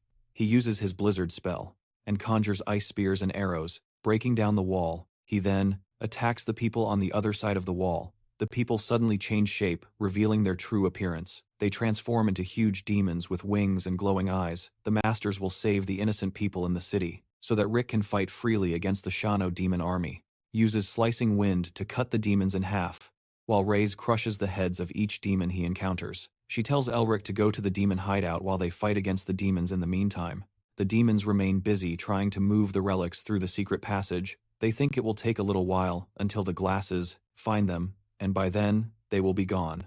However, Rick is not the glasses. The ceiling above the demon's head begins to crack, and he invades the secret hideout. The enormous totems will be a feast for his demonic seals while the city is devastated. Viscount Garrett becomes furious because the glasses found the vault. He wonders how they discovered it. Since only the closest ones knew about it, he questions whether there is an infiltrator on his property, but then the wall of his mansion is destroyed. Patran, along with the glasses, makes a heroic entrance into Garrett's mansion. He calls Kaio, who grabs Garrett's body, a rat. Garrett tells him that he is the rat for planting a mole in his house and taking his vault. However, this is the first time he hears about the vault. Kaio thinks he is playing dumb and threatens to torture him. Bravely, he draws his sword to officially execute the demon in front of the imperial court. They charge at each other, causing a massive explosion in the mansion that can be seen from afar. Meanwhile, Risa and Chan hear the explosion and wonder if Rick did something stupid again. At that exact moment, he comes running out laughing. He signals to rise. She swings her hammer and throws it, destroying the pillars of the mansion. The demons run for their lives. As the mansion collapses, Chan, Rick, Haza, and run to join the masters. Master Augustin cannot believe he agreed to do something like this, but Gillette reminds him that it was his idea to play the hero and outsmart the glasses after evacuating the residence. Rick and his friends decide to run, while the Viscountcy is destroyed in pieces the next morning. The glasses are on the ruins of the Viscountcy. The boss is angry because things did not go as planned, and because Kaio managed to get external help, everything was buried under the rubble. But then one of the men tells the boss that the vault has been found, although it was a minor setback. The boss's mission is to gather evidence of the demons and present it to the crown prince. The conquest could secure him the throne, and also make the boss the next director of the glasses. I will plant false evidence of Rick's involvement. The boss could even end his family. As an additional bonus, while the boss plots his plan, his men call him to show the vault. To their surprise, the vault was already empty at first. The boss thinks they had already moved the totems, but then he realizes that Kaya did not know about the attack in advance, and he thought that the glasses had planted an informant. Suddenly he realizes that there is an informant, not in the county of Garrett but within the glasses. Meanwhile, Elric laughs at the thought of the glasses' disappointment when they find the vault empty. Master Augusto finds their antics amusing. While Meph still remains upset, Elric calls him Little Demon Lord, and says he should have taught him how to use the magic seals when they found the vault full of demonic energy. Meph told Elric to keep his promise if he wants to do future business, so he agrees, and lets Meph absorb the demonic energy. Meph enjoys and savors every piece of demonic energy. He finds it more delicious, especially because it belongs to Azazel. But then Elric stops feeding him, and uses Meph's desperation to get what he wants, the trigger for the Seal of Original Sin. He threatens to feed the rest of the demonic energy to Meph if he does not give him what he wants. Meph grits his teeth and burns with anger, but yields in the end. He said that, to use the seal he must be worthy, and to be worthy he must understand the seal to understand the original sin. Elric. First, he must acquire the seal in his hierarchy. However, The problem is that Mephisto was so full of himself that he forgot about his subordinates. But the printed pattern is a wolf, so Rick decides to use this as a starting point. While he thinks about understanding the original sin, Rick feels a demonic energy lurking around. The demon surrounds their carriage, keeping an eye on the thieves who stole its totems. Well, everyone, this is the end of the video. If you liked it, comment. For the next part, subscribe to the channel and leave a like.